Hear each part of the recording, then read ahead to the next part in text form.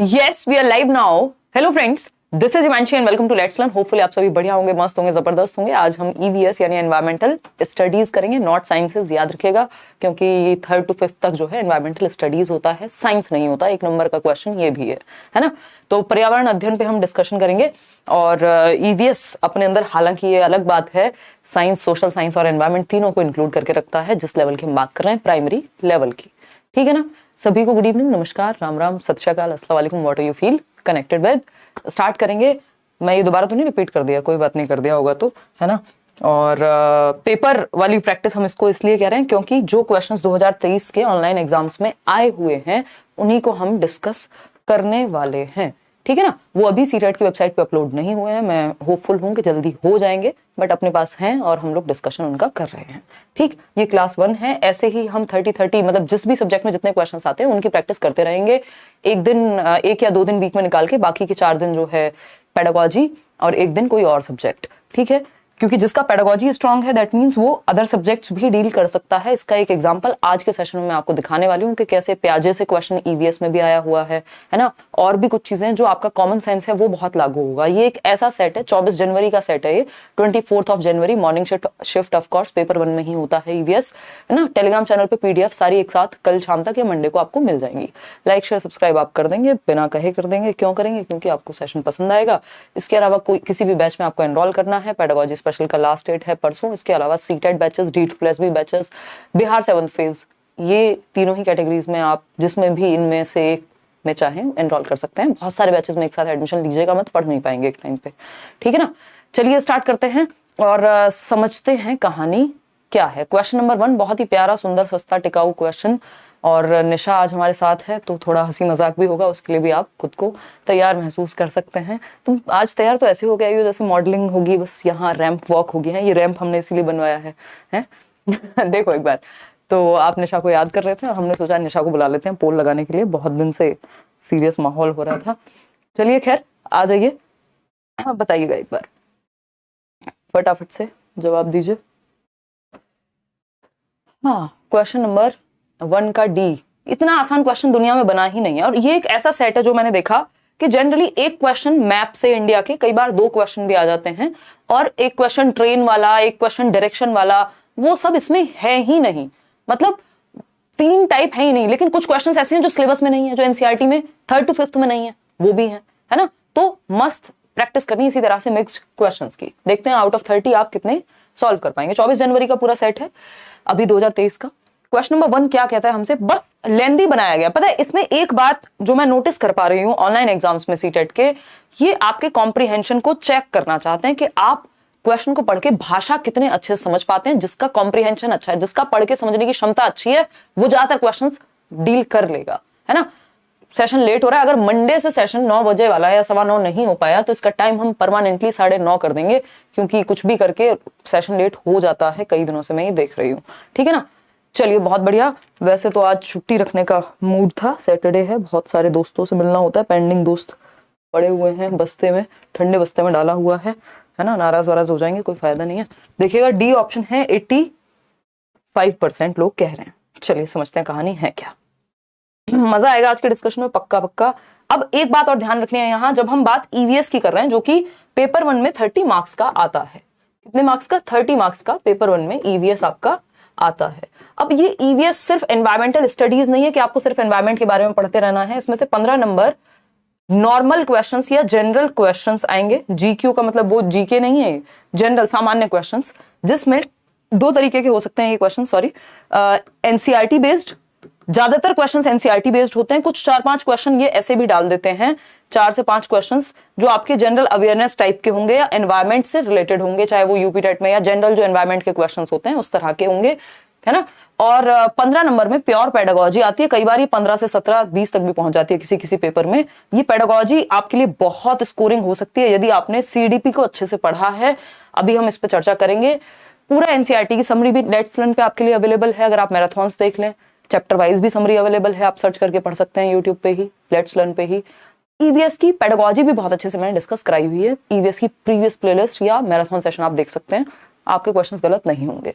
तो इन दोनों को मिलाकर के 30 नंबर बनते हैं और इन 30 नंबर को हम आज डिस्कस करेंगे। आप कह रहे हैं 85% लोग के D ऑप्शन है।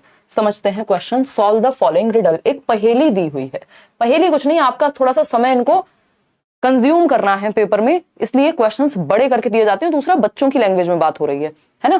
तो क्या है भाई ये रिडल क्या है? कुहू कुहू is my sound, everywhere I am found. मतलब कुहू कुहू आवाज लगाती, मधुर मधुर में गीत सुनाती, है ना, सबके मन को हूं मैं भाती, बोलो मैं क्या कहलाती। मतलब कुहू कुहू is my sound, everywhere I am found, my sweet voice give me fame, just tell me what is my name. बताइए भाई, सुंदर सुरीली आवाज किसकी होती है? मैना की, पैरट की, डव की, या फिर कोयल की? तो डव की नहीं, कोयल की होगी। कोयल की जो आवाज है वो बहुत सुरीली, हम कहते हैं ना, कोई अच्छा भी गाता है तो हम कह अरे बड़ी प्यारी कोयल जैसी आवाज है। कोयल जैसी आवाज है मतलब बहुत ही सुरीली, बहुत ही अच्छी, कानों को सुनाई पड़ती है। तो कोयल, और कोयल एक क्लेवर बर्ड माना जाता है। रीजन है एनसीईआरटी में हमने पढ़ा है, मैं बीच बीच में आपको याद दिलाते हुए चलूंगी। कोयल को क्लेवर भी हम इसलिए कह रहे हैं क्योंकि जो आपका कौवा है या क्रो है, उस क्रो और कोयल के जो अंडे हैं, एग्स हैं, वो काफी हद तक सिमिलर होते हैं, या मैं कहती हूं कि बहुत हद तक उनमें सिमिलैरिटी होती है, लगभग सेम दिखते हैं। तो कौवा जो है वो कंफ्यूज हो जाता है, अपने अंडे पहचान नहीं पाता। कोयल जो है अपने जो एग्स हैं उनको रख जाती है कौवे के पास, और वो फिर बच्चे पालता रहता है उसके। अगर हम बात करें यहाँ पे, एक हल्का सा डिफरेंस है।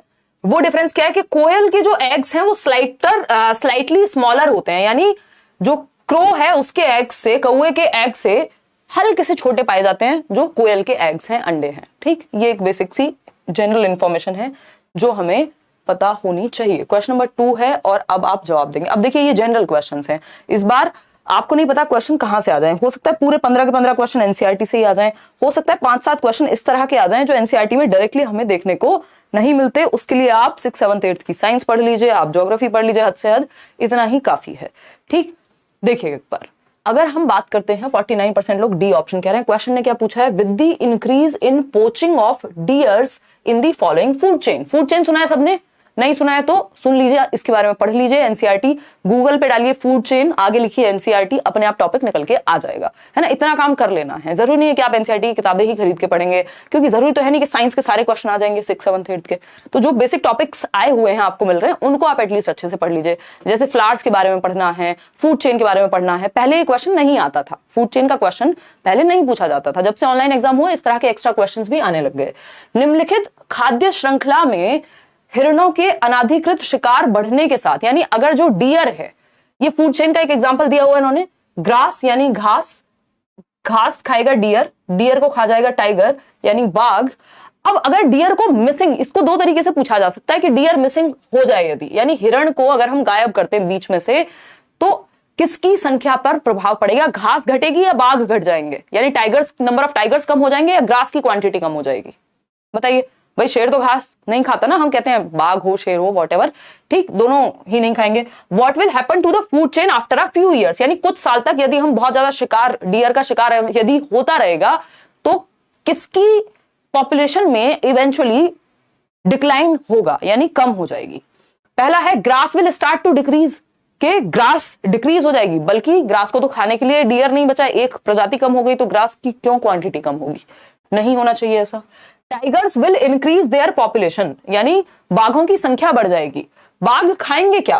जब डियर गायब है तो बाघों की संख्या कैसे बढ़ेगी? ठीक, यहां पे ये 3 ही लोगों की बात हो रही है, ये मत कह देना कुछ और खा लेंगे जाकर के।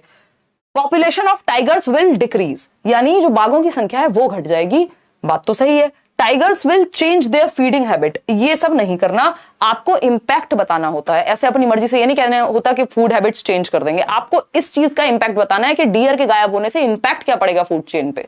और ये बहुत ही एक कॉमन क्वेश्चन है ना, अपनी मर्जी से नहीं बता देना है, ठीक है ना। कॉमन सेंस यूज करिए बट सही तरीके से, ठीक, कि ऐसा नहीं है उनका मन करेगा आज से भाई खिचड़ी खाएंगे क्योंकि आटा नहीं है घर में, वो वाला सीन बहुत बाद की बात है। बट अगर हम इन तीनों के कॉन्टेक्स्ट में ही बात कर रहे हैं, बाकी दुनिया को आप साइड कर दीजिए, है ना, बस यही 3 है दुनिया में, ठीक है ना। बाघों की संख्या घट जाएगी, अगर सिर्फ यही 3 इस सिनेरियो में है, हिरण को हटा दिया तो भाई बाघ क्या खाएगा? बाघ के लिए हिरण नहीं मिलेगा खाने को और कहानी खत्म, ठीक है ना। ईवीएस की क्लास भी होगी भावना, डोंट वरी, हो जाएगी, वो सिलेबस पूरा कंप्लीट होगा, टेंशन ना लो। अभी बाकी क्लासेस कम पढ़ रही हैं, 7-7 क्लासेस हो रही हैं एक दिन में। देखो C option is the right answer. आगे बढ़ेंगे, इसको आप ऐसे भी देख सकते हो, अगर हम फूड चेन की बात कर ही रहे थे तो यहाँ पे एक चीज और हम समझ सकते थे कि प्रोड्यूसर्स होते हैं फूड चेन में। प्रोड्यूसर क्या है? उत्पादक, जो सन का यूज करके और पूरा जो भी एनवायरमेंट में चीजें हैं उसको यूज करके घास उगती है, ये हो गई क्या? प्रोड्यूसर हो गई, उत्पादक। वहीं डियर क्या है? ये है सेकेंडरी कंज्यूमर, यानी जो इन प्रोड्यूसर्स को खाके या इनके बल पे जीवित रहेगा। अब इस सेकेंडरी कंज्यूमर को खाने वाला एक और व्यक्ति आ गया जो है आपका, और ये हर्बीवोर्स होते हैं, जो प्रोड्यूसर्स को खाते हैं वो, यानी घास को खाने वाला हिरण क्या है? हर्बीवोर्स है, शाकाहारी है। वहीं अगर हम बाघ की बात करें तो ये कार्निवोरस हो जाएगा, कार्निवोर्स में जाएगा, क्योंकि ये हमारा जो सेकेंडरी कंज्यूमर है उसको खा रहा है। ठीक है ना? चलिए खैर, ये फूड चेन एक बार सर्च करके जैसे बताया एनसीईआरटी का, वो पढ़ जरूर लेंगे जो लोग बैचेस में, उनको पढ़ा दिया जाएगा। ईवीएस बढ़िया पढ़ाते हैं विवेक सर। देखिए एक बार, तो ये एक फूड चेन है जिसको आप देख पा रहे हैं। प्रोड्यूसर क्या है यहाँ? ग्रास, जो कि डीकंपोजर्स जो नीचे बनते हैं जमीन के, या बेसिकली सॉइल में है, जमीन के नीचे क्या सॉइल में है, उनसे प्रोड्यूस होकर के या सनलाइट का इस्तेमाल करके डीकंपोजर्स के साथ ग्रास प्रोड्यूस हो रही है। उत्पादक ग्रास हॉपर, टिड्ढा नहीं होता वो जो घास खाएगा। फ्रॉग हो सकता है जो इस ग्रास हॉपर को खा जाए, फिर स्नेक होगा जो फ्रॉग को खा जाए, ईगल आएगा जो, ये टर्शरी बोल देते हैं इनको, स्नेक को खा जाएगा। तो ये फूड चेन है, इसको थोड़ा एनसीईआरटी से पढ़ लेना है जरूर। ठीक। और फूड वेब क्या होता है? तो जिसमें मल्टीपल फूड चेन्स होती है उसको फूड वेब कहते हैं। ये बेसिक से क्वेश्चन है, ये तुक्का भिड़ने वाली बात है कि एक आध क्वेश्चन अगर इस तरह का आए तो किसी भी बात से आ सकता है। क्वेश्चन नंबर 3 है आपके सामने, इससे आसान क्वेश्चन दुनिया में बन नहीं सकता। यदि जो व्यक्ति अपने एनवायरमेंट में जागरूक नहीं है इतना भी कि उसको ये नहीं पता कि AQI क्या होता है, तो फिर समस्या आने वाली है ना? फिर समस्या आने वाली है। क्यों? क्योंकि अब आपसे सिर्फ पेपर में ये नहीं पूछा जा रहा कि आपने रट्टे कितने लगाए हैं, आपसे ये भी देखा जा रहा है कि आप एनवायरमेंट में थोड़े बहुत अवेयर हैं कि नहीं है ना? तो द AQI ऑफ, अब ये किसी किताब में आपको दिया नहीं जाता एनसीईआरटी की, आपको दे दिया हो 3rd to 5th में, the AQI of Delhi in December 2020 was 331। AQI denotes which of the following, यानी दिसंबर 2020 में दिल्ली का AQI जो है वो 331 था। निम्नलिखित में से AQI किस से चिन्हित करता है? AQI की फुल फॉर्म। 74% लोग सही उत्तर दे रहे हैं, मुझे बड़ा अच्छा लग रहा है भाई। जो व्यक्ति थोड़ा बहुत न्यूज देख लेगा या थोड़ा बहुत न्यूज़पेपर की शक्ल देख लेगा या थोड़ा बहुत भी अवेयर है उसको AQI के बारे में पता होगा। और दिल्ली के आसपास हम हर साल सुनते हैं, कभी ऑड इवन ले आई थी जो गवर्नमेंट है एक टाइम पे। क्यों? क्योंकि हालत खराब है एनवायरमेंट में, एयर क्वालिटी इंडेक्स जो है बहुत ही खराब स्थिति में है। तो AQI बोले तो एयर क्वालिटी इंडेक्स कितना होना चाहिए? लेस देन 100 होना चाहिए, उसको ऑप्टिमल माना जाता है या बेटर माना जाता है कि भाई 100 से नीचे AQI होना चाहिए। और हम देख रहे हैं दिल्ली में हालत क्या है? 331 AQI। कब? दिसंबर की बात हो रही है। और आज भी कितना है? मैंने फोन में मैं लगा के रखती हूँ जनरली। दिल्ली की हालत खराब है, होना कुछ है नहीं देख के भी, है ना?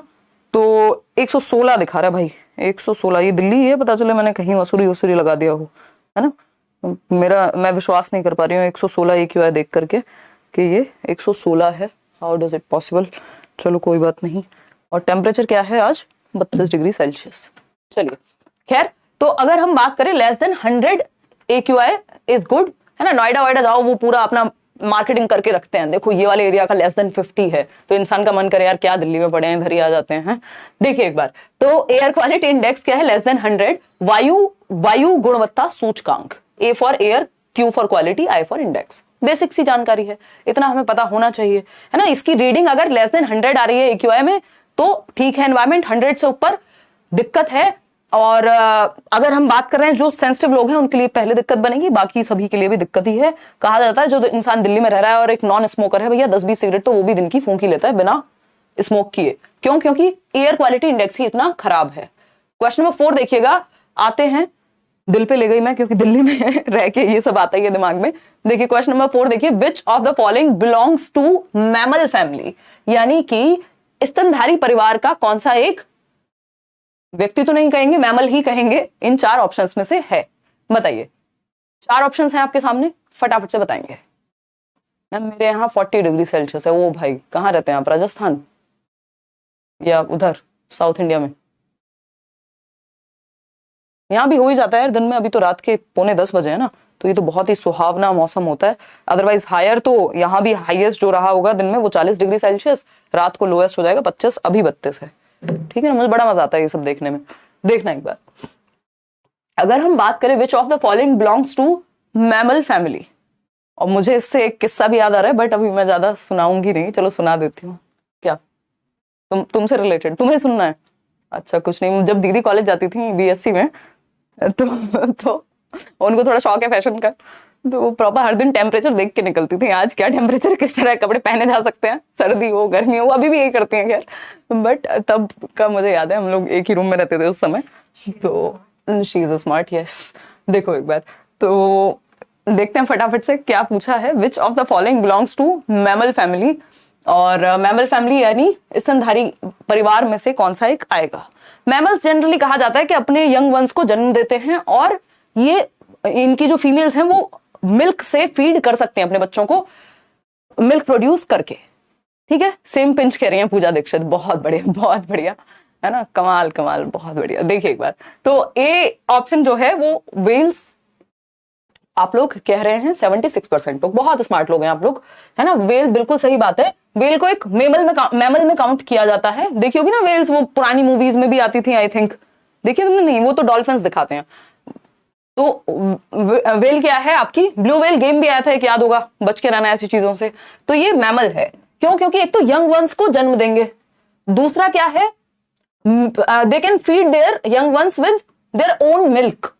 ठीक है ना बात।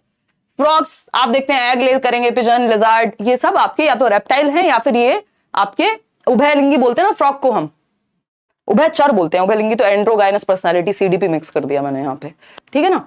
तो ये एक बेसिक सी बात हो गई। आगे बढ़े, ओमनीवोर्स बोलते हैं बेसिकली, और लिजार्ड आपका रेप्टाइल में आ गया, वो बर्ड है ही। चलिए खैर, A option was the right answer. आगे बढ़ते हैं और समझते हैं कहानी क्या है। कोई कह रहा है, रोशनी कह रहे हैं आज आप बहुत स्मार्ट लग रही हैं। अच्छा धन्यवाद, वैसे तो मैंने क्या ही बताऊं। देखिए एक बार क्वेश्चन नंबर 5, आज लेट्स लर्न की टी शर्ट पहनी, नई बन के आई, एकदम ताजा ताजा, पीछे देखो लोगो एकदम चेंज हो गया है। और निशा को मैं निशा थोड़ा सा दुखी है, इनके साइज की टी शर्ट नहीं भिजवाई है, हेमंत जी ने, भिजवाएंगे कोई बात नहीं। The practice of langar connotes dash, langar की प्रथा संकेत करती है। भाई ये जो लंगर की प्रथा आपको पता है गुरुद्वारे में होती है ना, और ये एनसीईआरटी में गिवन है, इस पे चर्चा है, एक चैप्टर में थोड़ी सी बातचीत है। तो ये डिपेंड करेगा कि आपने कितने ध्यान से एनसीईआरटी को पढ़ा है। दूसरी बात एक और है, ये आपकी जनरल अवेयरनेस भी है कि आप अपने एनवायरमेंट में कितने अवेयर हैं, कितने जागरूक हैं।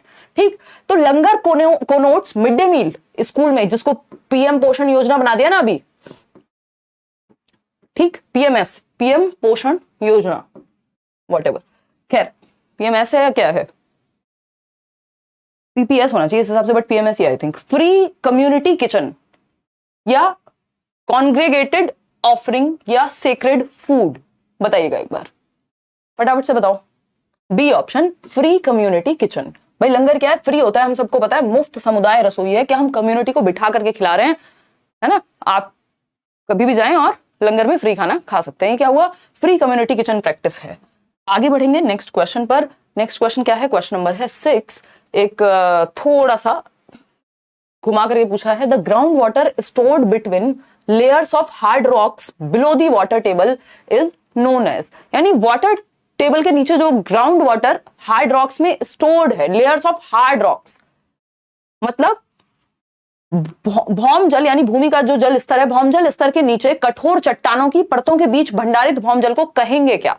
यानी वो पत्थर हो सकते हैं, वो आपकी क्या बोलते हैं उसको, रेत हो सकती है नीचे, जिसमें पानी बैठा हुआ है आपके ग्राउंड वाटर लेवल के नीचे, क्या कहेंगे उसको?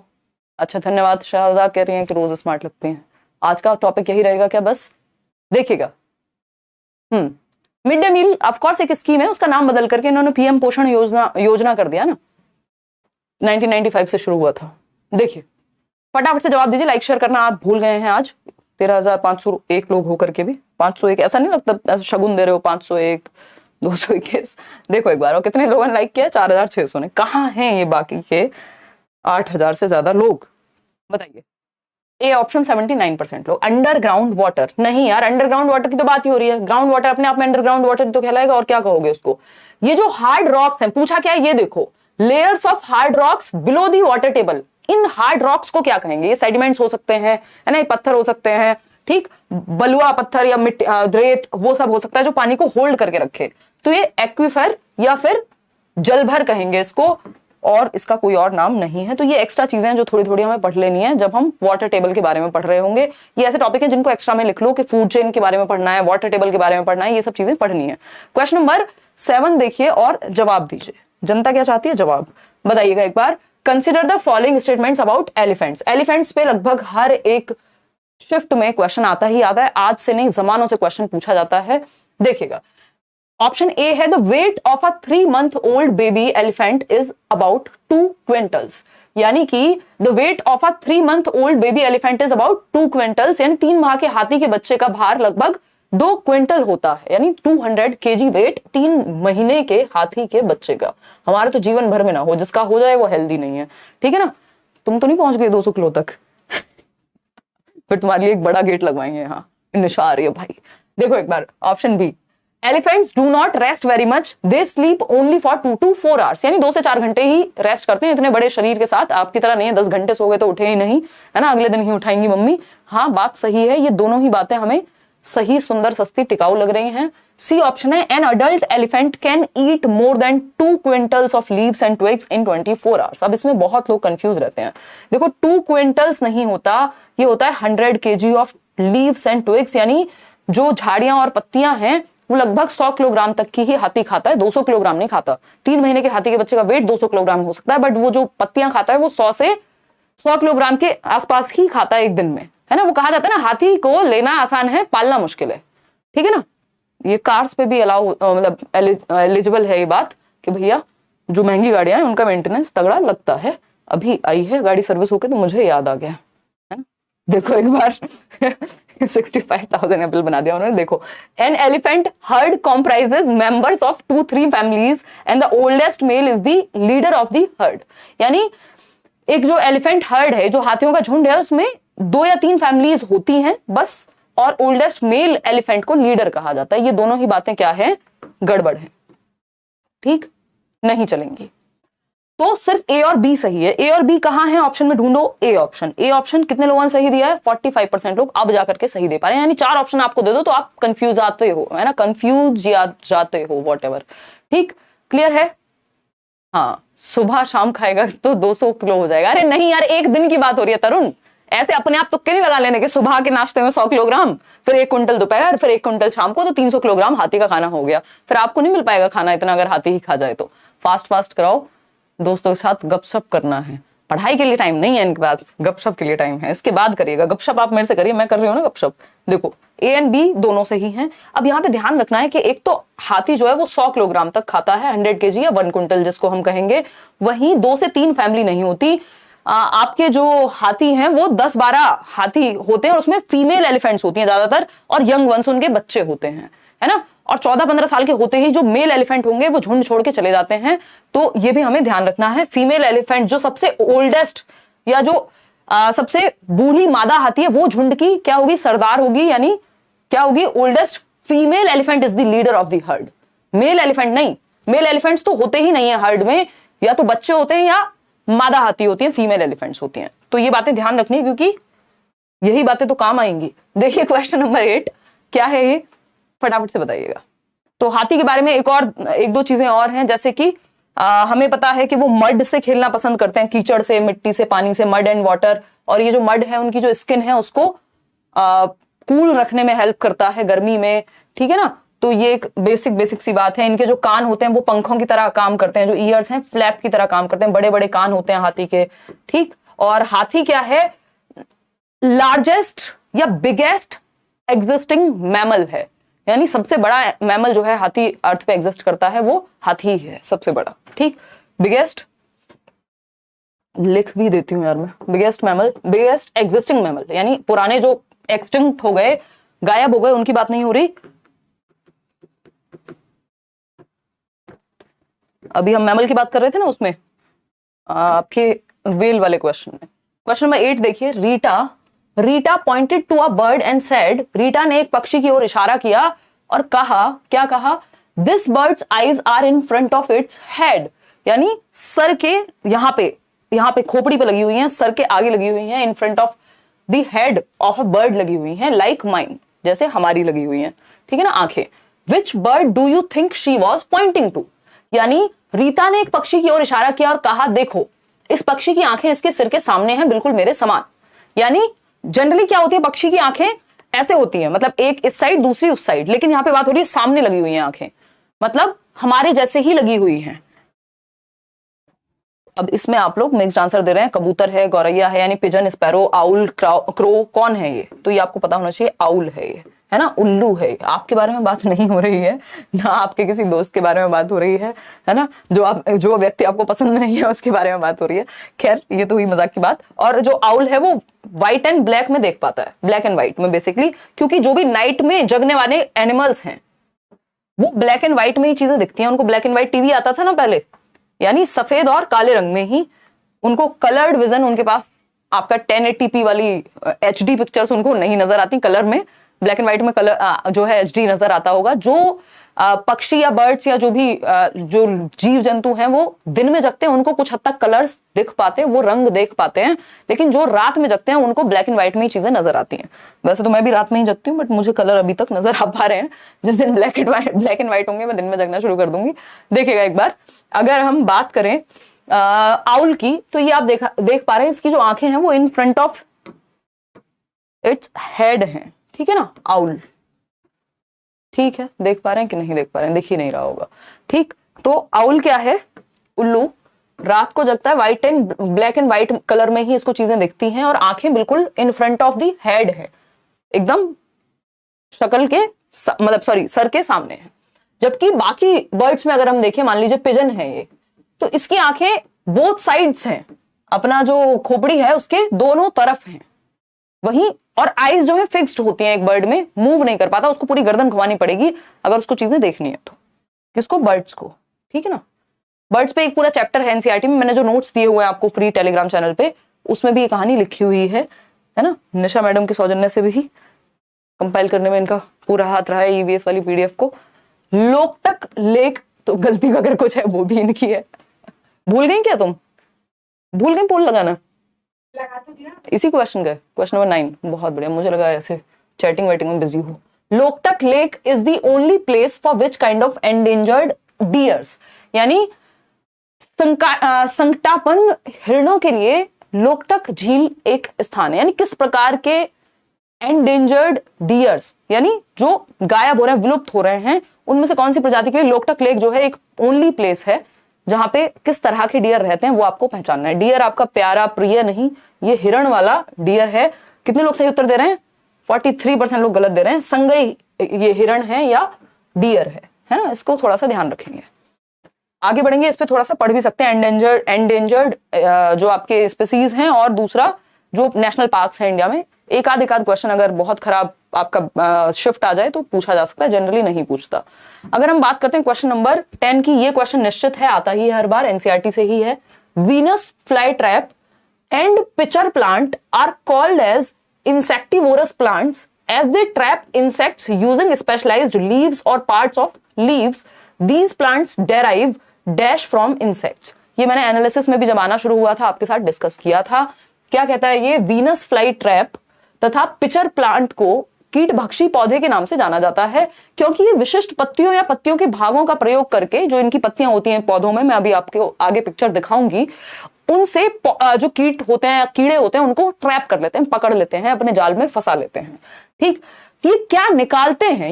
इन कीटों से, इन इंसेक्ट से पौधे को क्या मिलता है? कुछ तो मिलता ही होगा ना, दुनिया ही गिव एंड टेक की है, कुछ तो फायदा हो रहा होगा तभी कर रहे हैं ये, है ना। ऐसे मजाक मजाक में थोड़ी कर रहे हैं इंसान की तरह। और स्पेशली जो बाकी ऑर्गेनिज्म है वो अपनी नीड के लिए काम करते हैं, चाहे वो आपका शेर हो, चाहे जितने भी एनिमल्स हैं, इंसान ही है जो लालच पे काम करता है जनरली। तो ये अपने शौक के लिए तो करते नहीं, मन कर रहा है शिकार करने चले गए, कुछ तो मिल ही रहा होगा, फूड है इनके लिए तो वो। तो अगर हम देखें यहाँ पे ए ऑप्शन न्यूट्रिएंट्स, कितने लोग सही उत्तर दे पा रहे हैं? 86% लोग। बहुत बढ़िया यार, पोषक तत्व मिलते हैं इनको, है ना। एयर, वाटर, सॉइल, ये सब तो एनवायरमेंट से मिल जाएगा, इसके लिए कीड़े को मारने की क्या जरूरत है। तो न्यूट्रिएंट्स ये प्राप्त करते हैं। और पिचर प्लांट इसको कहा जाता है। वीनस फ्लाई ट्रैप भी इसी तरह का एक पौधा है, और जो आपका पिचर प्लांट है ये मेघालय में मिलता है। और अगर हम बात करते हैं यहाँ पर, पिचर प्लांट का दूसरा नाम नेपेंथीज है, वो भी आप याद रख सकते हैं। ठीक, और पिचर जैसी शेप है इसकी, घड़े जैसी, इसलिए इसको पिचर कह रहे हैं कि इसके ऊपर एक लीव है ना। क्या है इसके ऊपर? एक लीव है, एक पत्ती है, और यहाँ पे ये अपनी स्मेल से, किससे अट्रैक्ट होकर के आते हैं? इससे, इसके पास जो कीट पतंगे हैं, स्मेल से।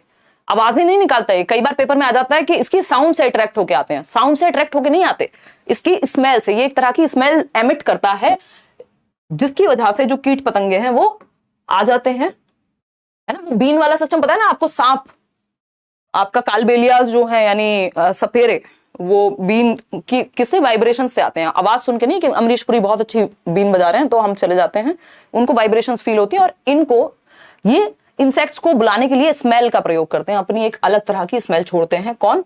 नेपंथीज प्लांट या फिर पिचर प्लांट आप इसको कह सकते हैं। मेघालय में पाया जाता है, इंडिया की अगर हम बात कर रहे हैं। और इसी तरह का दूसरा एक प्लांट है जिसको हम वीनस फ्लाई ट्रैप कहते हैं, कि जो भी आपकी फ्लाइज हैं, मक्खी मच्छर कीड़े हैं, उनको ये ट्रैप कर लेता है इस तरह से, जैसे इसके अंदर आके बैठे और ये बंद हो जाएगा, ऐसे ही ये ढक्कन भी बंद हो जाएगा और जो कीड़ा है, इंसेक्ट, बाहर नहीं निकल पाएगा, ट्रैप होके टाटा बाय बाय फिनिश हो जाएगा। ठीक है ना। तो इन दोनों का ही नाम याद रखना है। पिचर प्लांट भी जो कि लेफ्ट में आपको दिख रहा है, और वीनस फ्लाई ट्रैप, दोनों ही पौधे इसी तरह के हैं। पिचर प्लांट का दूसरा नाम क्या है? नेपंथीज। बहुत बढ़िया मैडम, आप तो बहुत ध्यान दे रही हैं, चैटिंग पे भी, क्लास पे भी। ये इतनी मल्टीटास्कर आप कैसे हो पाई हैं?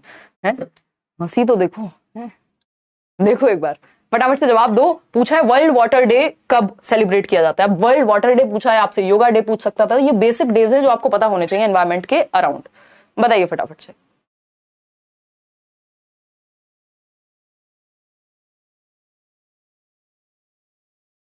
पानी भी पी रही हो, चैटिंग भी कर रही हो, पोल भी लगा रही हो। भाई कितने तेजस्वी लोग हैं हमारे आसपास, हैं मल्टीटास्कर के 40।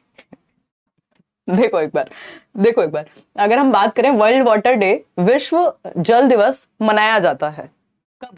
22 मार्च को। बिल्कुल सही जवाब। कितने परसेंट लोग सही जवाब दे रहे हैं? 69% लोग, है ना। 5 जून। बताओ एक बार, ये भी कमेंट करना 5 जून किस लिए मनाया जाता है, अभी आने वाला ना। बाकी सबको हटा देते हैं। आंसर क्या है? 22 मार्च। A option is the right answer. आगे बढ़ेंगे नेक्स्ट क्वेश्चन पे। और अगर हम बात करें, ये यूनेस्को बेसिकली इसको कहता है भैया वर्ल्ड वाटर डे मना लो, और पानी जो है हमारे लिए कितना जरूरी है उसकी महत्ता पे बात होती है। फ्रेश वाटर कितना महत्वपूर्ण है एंड ऑल। यूनेस्को क्या है, या यूनेस्को की फुल फॉर्म क्या है, ये आप बताएंगे। United Nations. और इसका हेडक्वार्टर किधर है ये मैं बता देती हूँ, लेकिन आप बताएंगे कि यूनिसेफ का हेडक्वार्टर किधर है। ये जेनेवा पेरिस में है ना। जो यूनेस्को का हेडक्वार्टर है, if I am not wrong, तो जेनेवा, वो दोनों मिक्स कर दिए मैंने, देख रहे हो। जवाब दे दिया खुद ही मैंने आपसे, जो क्वेश्चन आपसे पूछना था मुझे। ये पेरिस फ्रांस में है। और यूनिसेफ आप बता देंगे, वैसे तो मैं बता चुकी हूँ, बट आप बता दीजिएगा। तो United Nations Educational Scientific Cultural Organization UNESCO कहलाती है। यूनेस्को हुआ, यूनिसेफ हुआ, ये क्या करते हैं, इनके हेडक्वार्टर्स कहाँ है पता कर लीजिए। जनरली पहले ये नहीं पूछे जाते थे, बट और ये आपको आगे भी तो पढ़ने ही है। कल को आप केवीएस देंगे, कुछ और देंगे, यूपी में भी पूछ लेता है, यूपी टेट में भी, और अब इधर भी पूछा जा सकता है, तो ये आपको पता होना चाहिए। पेरिस फ्रांस सही जवाब आप दे रहे हैं, ठीक है ना। यूनिसेफ जेनेवा में है एग्जैक्टली, ठीक है। निशा मैम के दर्शन करा दीजिए। अरे कराया हुआ है रजत, बहुत पहले दर्शन हो चुके हैं। जितनी तुम सज के आई हो कराने के दर्शन। देखो एक बार क्वेश्चन नंबर 12, क्वेश्चन नंबर 12 देखिएगा एक बार। क्वेश्चन नंबर 12 क्या कहता है भाई? अगर हम बात करें RTE act 2009, RTE act 2009, RTE act 2009 ensures, क्या सुनिश्चित करता है आरटीई एक्ट? ये तो आपको पता ही होगा। अब आपके पेडागोजी वाले क्वेश्चंस कुछ हद तक शुरू हो जाएंगे, 1-2 क्वेश्चंस के बाद। फटाफट से जवाब देंगे। राइट टू एजुकेशन, यानी राइट टू एजुकेशन एक्ट बात करता है अनिवार्य एवं निःशुल्क शिक्षा की, कि जो शिक्षा का अधिकार है बच्चे का, शिक्षा का अधिकार अधिनियम बोलते हैं उसको, 1 अप्रैल 2010 से लागू हुआ था। 6 से 14 वर्ष के बच्चों के लिए कंपलसरी होनी चाहिए एजुकेशन, अनिवार्य होनी चाहिए और मुफ्त भी होनी चाहिए। बच्चे को कोई पैसा नहीं देना, कोई टीसी नहीं चाहिए, कोई टेस्ट नहीं लेंगे आप उसका, और आप एडमिशन से मना नहीं कर सकते। तो 6 से 14 वर्ष का मतलब क्या है? कक्षा 1 से 8 तक, ठीक है ना, कक्षा 1 से 8 तक। और ये 6 से 18 वर्ष हो जाता है, जो आरपीडब्ल्यूडी एक्ट है उसी के तहत। अगर दिव्यांग बच्चा है या डिसेबल्ड बच्चा है तो उस केस में, डिफरेंटली एबल्ड बच्चा है तो उस केस में 6 से 18 वर्ष हो जाएगी उम्र फ्री एंड कंपलसरी एजुकेशन की।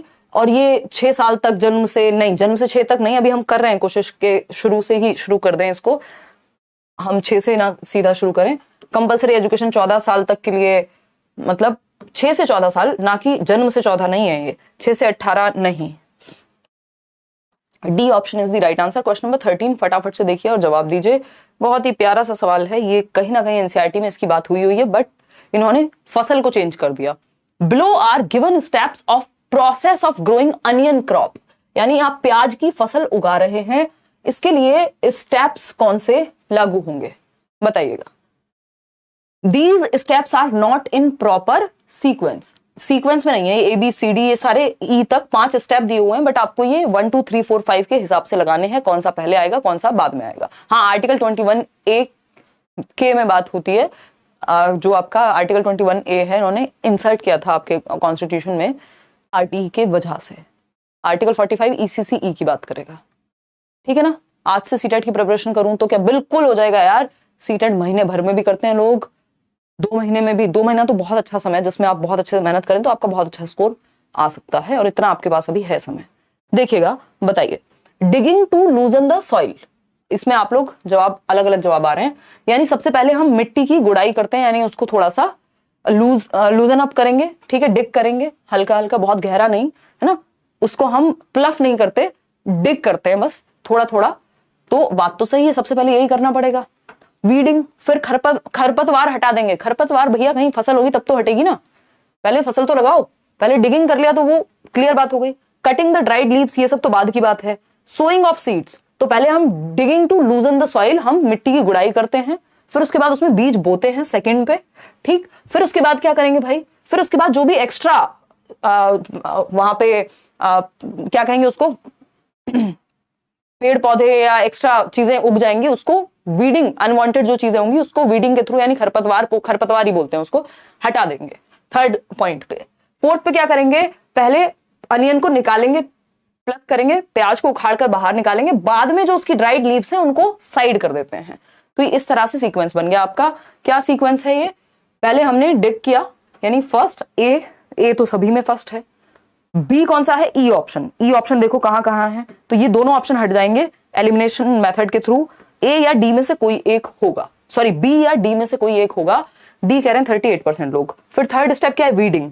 बी किधर है, अच्छा यहाँ, ये भी कॉमन है तीनों। अब इस वीडिंग के बाद क्या करें, प्लकिंग द अनियन आउट या फिर कटिंग द ड्राइड लीव्स। भैया बाद में करेंगे ना ड्राइड लीव्स को कट, क्योंकि पहले उखाड़ लेंगे उसको। तो यहाँ पे डी ऑप्शन जो है वो होना चाहिए। तो डी ऑप्शन तो यही है, वहां तो सी दे दिया उन्होंने, तो B option is the right answer, ना कि डी। तो इस तरह से हम उत्तर तक पहुंच पाते हैं। कई बार क्या होता है, इतना आपको चेक करने की जरूरत नहीं पड़ती, हो सकता है ए के बाद ई सिर्फ एक ही ऑप्शन में दिया होता तो आप समझ जाते कि सही उत्तर यही है, उसमें आपका टाइम सेव हो जाता। क्वेश्चन नंबर 14 देखिएगा, बर्ड्स के बारे में क्वेश्चन है। बर्ड्स के बारे में क्वेश्चन पूछा ही जाता है। Birds move their head very often, this is because, यानी जो पक्षी हैं वो अपने आपने देखा होगा गर्दन उनकी ऐसे ऐसे ही होती रहती है ना, फिर ऐसे ऐसे करते रहेंगे आगे पीछे। तो ये क्या है, वो ऐसा क्यों करते हैं बताइए, बताओ।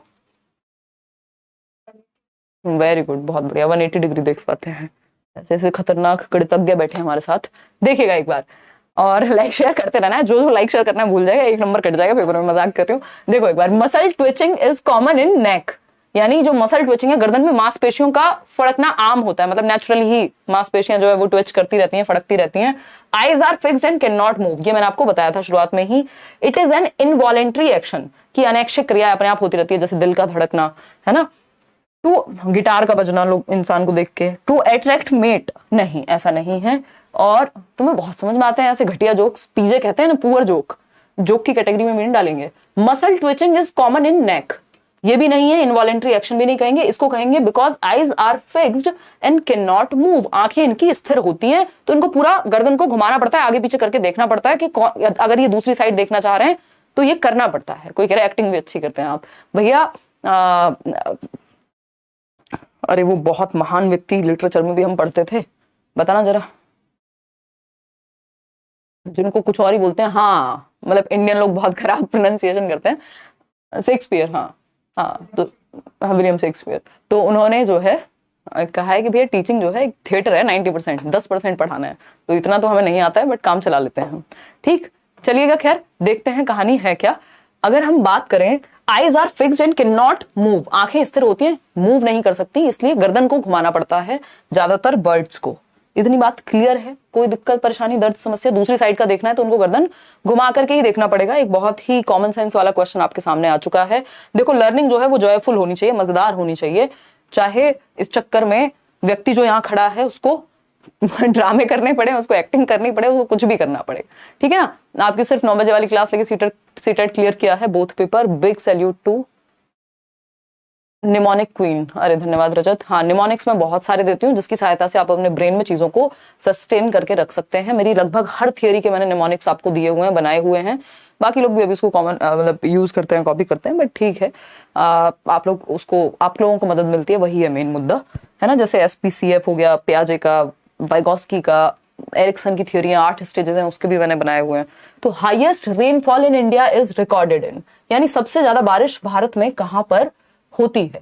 तो भारत में उच्चतम वर्षा कहां रिकॉर्ड की गई? तो ये बहुत ही कॉमन क्वेश्चन है कि हमें पता होना चाहिए।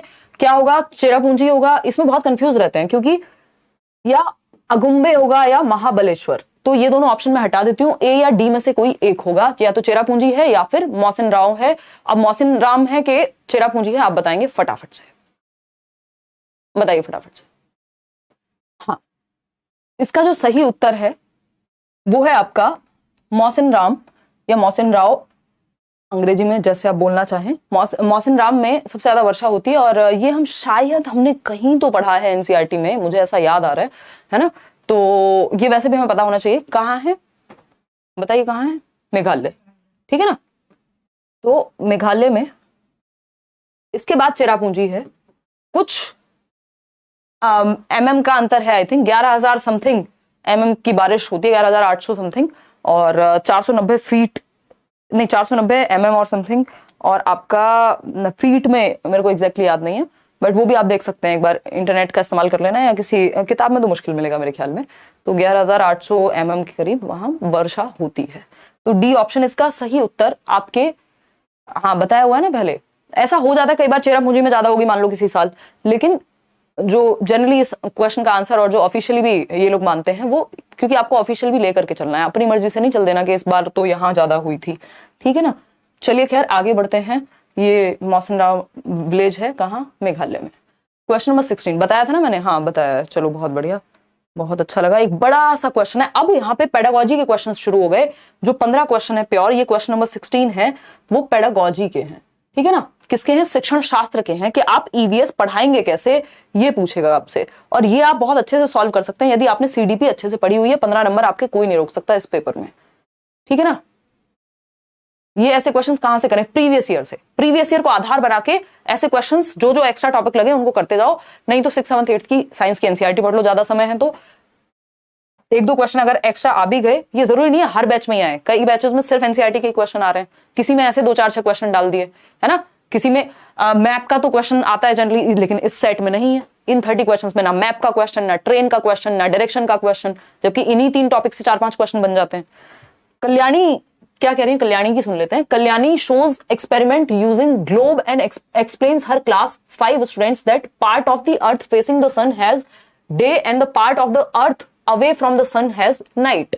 भाई कल्याणी एक टीचर हैं। आपको सबसे पहले एनसीईआरटी बहुत अच्छे से पढ़ लेनी है। जो प्लेलिस्ट बनाई हुई है ईवीएस की, मैराथन सेशंस किए हुए हैं, उतना देख लो, बहुत अच्छी तैयारी आपकी हो जाएगी। उसके अलावा जो पढ़ना है सिर्फ प्रीवियस ईयर को आधार बना के पढ़ना है, ठीक। 3rd to 5th की एनसीईआरटी ईवीएस की। Kalyani shows experiment using globe. तो कल्याणी एक टीचर है, वो ग्लोब पे बच्चों को दिखाती है कि जहां पे सन को फेस कर रहा है आपकी जो अर्थ है, जहां पे सूरज है वहां दिन होगा, जहां सूरज नहीं फेस हो पा रहा है या उस समय पे नहीं अवेलेबल तो वहां रात होगी, ठीक है दीपशिखा। तो अगर हम बात करें, आयशा पूछती है, जो कि एक बच्चा है, Ayesha was fascinated by this. She asked if we start walking and keep on moving in that direction, can we find night? यानी जिधर रात है, जहां पे सन नहीं है, अगर उस डायरेक्शन में मूव करना, उस दिशा में चलना शुरू कर दें तो क्या हमें रात मिल जाएगी? In which direction will we meet night? किस डायरेक्शन में मिलेगी? All the students laughed. What should be the response of Kalyani? सभी बच्चे इस बात को सुनकर के हंसते हैं कि अगर हम उस दिशा में चलना शुरू करते हैं तो क्या हमें रात मिलेगी, और किस दिशा में मिलेगी? बच्चे हंसते हैं कि हाँ ऐसे थोड़ी होता है, कब तक कहां तक चलोगे। कल्याणी की प्रतिक्रिया, यानी एज अ टीचर आपका क्या रिस्पॉन्स होना चाहिए? तो अगर हम बात करते हैं, उसे कक्षा को हंसना बंद करने और अनुशासन बनाए रखने का निर्देश देना चाहिए। आपको हिटलर शाही नहीं करनी, आपको डिक्टेटर नहीं बनना, कंस्ट्रक्टिविज्म का पालन करना है, रचनावाद का, जिसमें टीचर फैसिलिटेटर है, बच्चे और टीचर दोनों एक्टिव होते हैं। ऐसा नहीं है आपने बता दिया बच्चे मुंह बंद करके बैठ जाएंगे, रिस्पॉन्स तो आएगा ही, प्रतिक्रिया तो आएगी ही। ठीक है ना, क्लियर है बात? हाँ देखो, एस के ऑफिशियल को एंटरटेनमेंट चाहिए, मूवी देख लो यार जाके, पढ़ाई क्यों कर रहे हो? देखिए, शी शुड एक्सप्लेन दैट, इनफ बातचीट, मजेदार बातें हम करते रहते हैं। अब क्या क्या चाहते हो, मतलब क्या अनारकली को बुलाएं यहाँ, क्या क्या चाहिए? देखिए एक बार, she should explain that this is not possible since that part of earth will be very far। मतलब इतना बढ़िया फ्लो बना हुआ है, मस्त क्वेश्चंस कर रहे हैं, 16 क्वेश्चन कर चुके हैं, किसी को तो मजे नहीं आ रहे हैं, बोर हो रहे हैं, तो अब क्या मतलब क्या करवाएं, यहाँ डांस परफॉर्मेंस लगवा दें? हैं, पढ़ाई पे फोकस नहीं करना है। इतने लोग यहाँ 15,000 लोग रात को 10:15 बजे जुड़े हुए हैं, बेचारे मेहनत कर रहे हैं, लाइक कर रहे हैं, कमेंट कर रहे हैं, पोल में आंसर कर रहे हैं, सीखने की कोशिश कर रहे हैं, इनको मजे नहीं आ रहे हैं। आपके मजे के लिए हम क्या करें यहाँ पे? देखिए एक बार, she should explain that this is not possible since that part of earth will be very far. यानी उसे यह समझना चाहिए कि ऐसा संभव नहीं है क्योंकि पृथ्वी का वह भाग बहुत दूर होगा, यानी उसको इम्पॉसिबल मान लेना चाहिए। या फिर सी ऑप्शन है, सी ऑप्शन क्या कहता है, she should encourage students to find out the answer to this question, यानी उसे विद्यार्थियों से इस प्रश्न का उत्तर खोजने को कहना चाहिए कि भैया खुद से तलाश करो इस सवाल की, जाओ आज घर पे जाके इंटरनेट पे सर्च करना, माँ बाप से पूछना, आसपास देखना, किसी किताब से पढ़ना, बच्चे को एक्टिव रखना है। ठीक, she should tell that today they will study only the occurrence of day and night and discuss this in next class. भैया इससे बढ़िया है कि आप बच्चे को एक्सप्लोर करने के लिए कहते हैं, अगर नेक्स्ट क्लास में पढ़ना है तब भी बच्चा यदि खुद से एक्टिविटी करेगा, लर्निंग बाय डूइंग करेगा, करके सीखेगा, तो क्या बुराई है ना? तो C option is the right answer over here. आगे बढ़ेंगे क्वेश्चन नंबर 17, और back to back same comment कर रहे हैं। ठीक, तो कुछ लोगों को नहीं पढ़ना होता जनरली, अगर सीरियसली किसी को मजा ना आए तो बात अलग है, बट जिसको मजे ऐसे करने हैं तो क्या ही कर सकते हैं। देखिए क्वेश्चन नंबर 17 है, Nida is punished for coming late. तो निदा एक बच्ची है, उसको पनिशमेंट मिलती है, दंड मिलता है क्योंकि वो लेट आ रही है क्लास में रोज। Her teacher asks why she came late while her brother comes on time. Teacher ने पूछा भाई तुम्हारा भाई जो है निदा, वो भी इसी कक्षा में पढ़ता है, ठीक है ना? बहुत बढ़िया, अंशु कह रही है मजा आ गया क्लास में पढ़ के, हम डांस कर रहे हैं, आ जाओ इधर पढ़ने पे वापस से। पूरा फ्लो खराब कर देते हैं, एक कमेंट आएगा और गलती से अगर नजर चली जाए। देखिए, तो Nida is punished for coming late to school daily. Nida late आती है जबकि उसका भाई सेम कक्षा में पढ़ता है या सेम स्कूल में पढ़ता है, वो समय पे आ जाता है। अब टीचर ने पूछा भैया तुम्हारा भाई तो जो है टाइम पे आ जाता है, तुम कहां रह जाती हो खेलती कूदती? She says that her mother tells her that sweeping, mopping, looking after household and other home chores are the responsibility of girls। तो निदा बताती है कि मम्मी कहती है कि झाड़ू लगाना, पोछा लगाना, घर के काम करना, घर की देखभाल करना ये लड़कियों का काम है, तो वो एक्स्ट्रा काम करके आती है, इसका मतलब घर पे, इसलिए लेट हो जाती है। भाई को कुछ करना नहीं है, वो भाई साहब अपना आ जाते हैं समय पे। ठीक, hence she completes all her household work due to which she gets late। इसलिए वो लेट हो जाती है क्योंकि घर का काम करके आती है, कंप्लीट करके आती है। What will you do if you are Nida's class teacher? यानी अगर आप निदा के क्लास टीचर हैं तो आप क्या करेंगे as a class teacher? Tell Nida to rise early so that she can complete all her work and come school on time। Generally तो यही होता है हमारे देश में, हम कहते हैं बेटा थोड़ा जल्दी उठ के आ जाया करो। अगर आप देखेंगे रियल ग्राउंड्स पे जाकर के जल्दी उठ के आ जाया करो, जब तुम्हें काम करना ही है, पता ही है, तो सुबह जल्दी उठ जाया करो। लेकिन यहां मुद्दा कुछ और है, एज अ टीचर हमें पहले उसको एड्रेस करना है, ये बाद की बातें हैं। Talk to Nida's mother and tell her to help her come to school on time. यानी निदा की मम्मी से बात करेंगे और उसे कहेंगे कि भैया इसको टाइम पे आने के लिए सहायता करो। यहाँ पे जेंडर स्टीरियोटाइपिंग दिख रही है, हमें लिंग रूढ़ी बद्धता दिख रही है, तो पहले उस मुद्दे को उठाना या चर्चा में लाना जरूरी है, बाकी बातें जो हैं वो बाद की हैं। नहीं मानेंगी माता जी तब क्या करेंगे? सी ऑप्शन है, tell Nida that looking after household and home chores are the responsibility of all family members. यानी आप बच्ची को कहेंगे निदा को कि सबका काम है, ये तो घर की जो भी रिस्पांसिबिलिटीज है उनका ध्यान रखना, जो कि गलत नहीं है, बट सबसे बेटर ऑप्शन कौन सा होगा वो चूज करना है। डी ऑप्शन है, arrange a classroom discussion and ask students about whose responsibility it is to look after household। यानी कक्षा में चर्चा का आयोजन करते हैं आप और विद्यार्थियों से पूछेंगे कि आपको क्या लगता है, क्योंकि ये सिर्फ निदा की प्रॉब्लम नहीं है, ये समाज की समस्या है और कहीं ना कहीं अलग अलग बच्चों को ये चीज फेस करनी पड़ रही होगी और इस चीज पे हमें उन्हें अवेयर कराना है, चर्चा करानी है क्लास में। डायरेक्ट आंसर्स नहीं दे देने होते, बच्चे को उत्तर तक पहुंचाना होता है। डिस्कशन से क्या होता है, बच्चे की थिंकिंग स्किल्स बेटर होती हैं, रीजनिंग स्किल्स बेटर होती हैं। डिबेट्स इसीलिए तो होती हैं, डिस्कशन इसीलिए होते हैं, और हम डिबेट्स और डिस्कशन को बहुत बुरा मानते हैं, है ना, जनरली। अरे उल्टा जवाब दे रहे हो, है ना, पापा से ऐसे बात कैसे कर दी, जबकि नॉर्मल बच्चा एक सिंपल सवाल पूछ रहा होगा, एक डिस्कशन करने की कोशिश कर रहा होगा, लेकिन पिताजी तो है हिटलर, या टीचर की भी स्थिति वैसी सी है हमारे समाज में। तो जबकि चर्चा होना एक नॉर्मल बात है कि आप चर्चा करेंगे तभी तो समझ बेटर होगी दोनों तरफ से। तो पहले हम चर्चा कराएंगे, बाद की बातें हैं बाकी जितनी भी हैं वो बेस्ट ऑप्शन नहीं है। पहले क्लासरूम में चर्चा होनी चाहिए, हो सकता है उसके भाई को भी समझ आ जाए, बाकी बच्चे भी घर में नए नए चीजें निकल करके आए, और फिर बाद में आप बात भी कर सकते हैं इफ नीडेड। तो सबसे पहले चर्चा जरूरी है, क्योंकि ये एक अपने आप में टॉपिक है, आपको पता है, जेंडर स्टीरियोटाइपिंग, जिस पे चर्चा होनी चाहिए। डिस्कशंस एक बहुत अच्छा तरीका है। आते हैं क्वेश्चन नंबर 18 पर। क्या कहता है question number 18? In an EVS classroom teaching ads should be. अभी इतने आसान सवाल हैं पेडागोजी के कि अगर आपने अच्छे से सीडीपी पढ़ी है, आप रिजॉल्व मतलब इनको ऐसे मिनटों में सॉल्व कर देंगे, है ना, मिनट्स में। ठीक है जी। ए ऑप्शन क्या कहता है समझिए।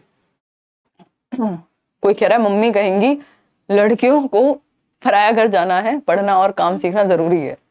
ये तो ये निशा का पानी नहीं पी पा रही है वो इस चक्कर में, ये बात सुन के, है ना। मतलब ये इतना समाज ने कंडीशनिंग कर दी है ना कि बहुत ही नॉर्मल लगने लगती हैं चीजें एक टाइम के बाद। चलिए आइए, खैर आप अपना घर ले लीजिए, पराया घर नहीं जाना पड़ेगा। मजाक कर रही हूँ, आ जाओ इधर।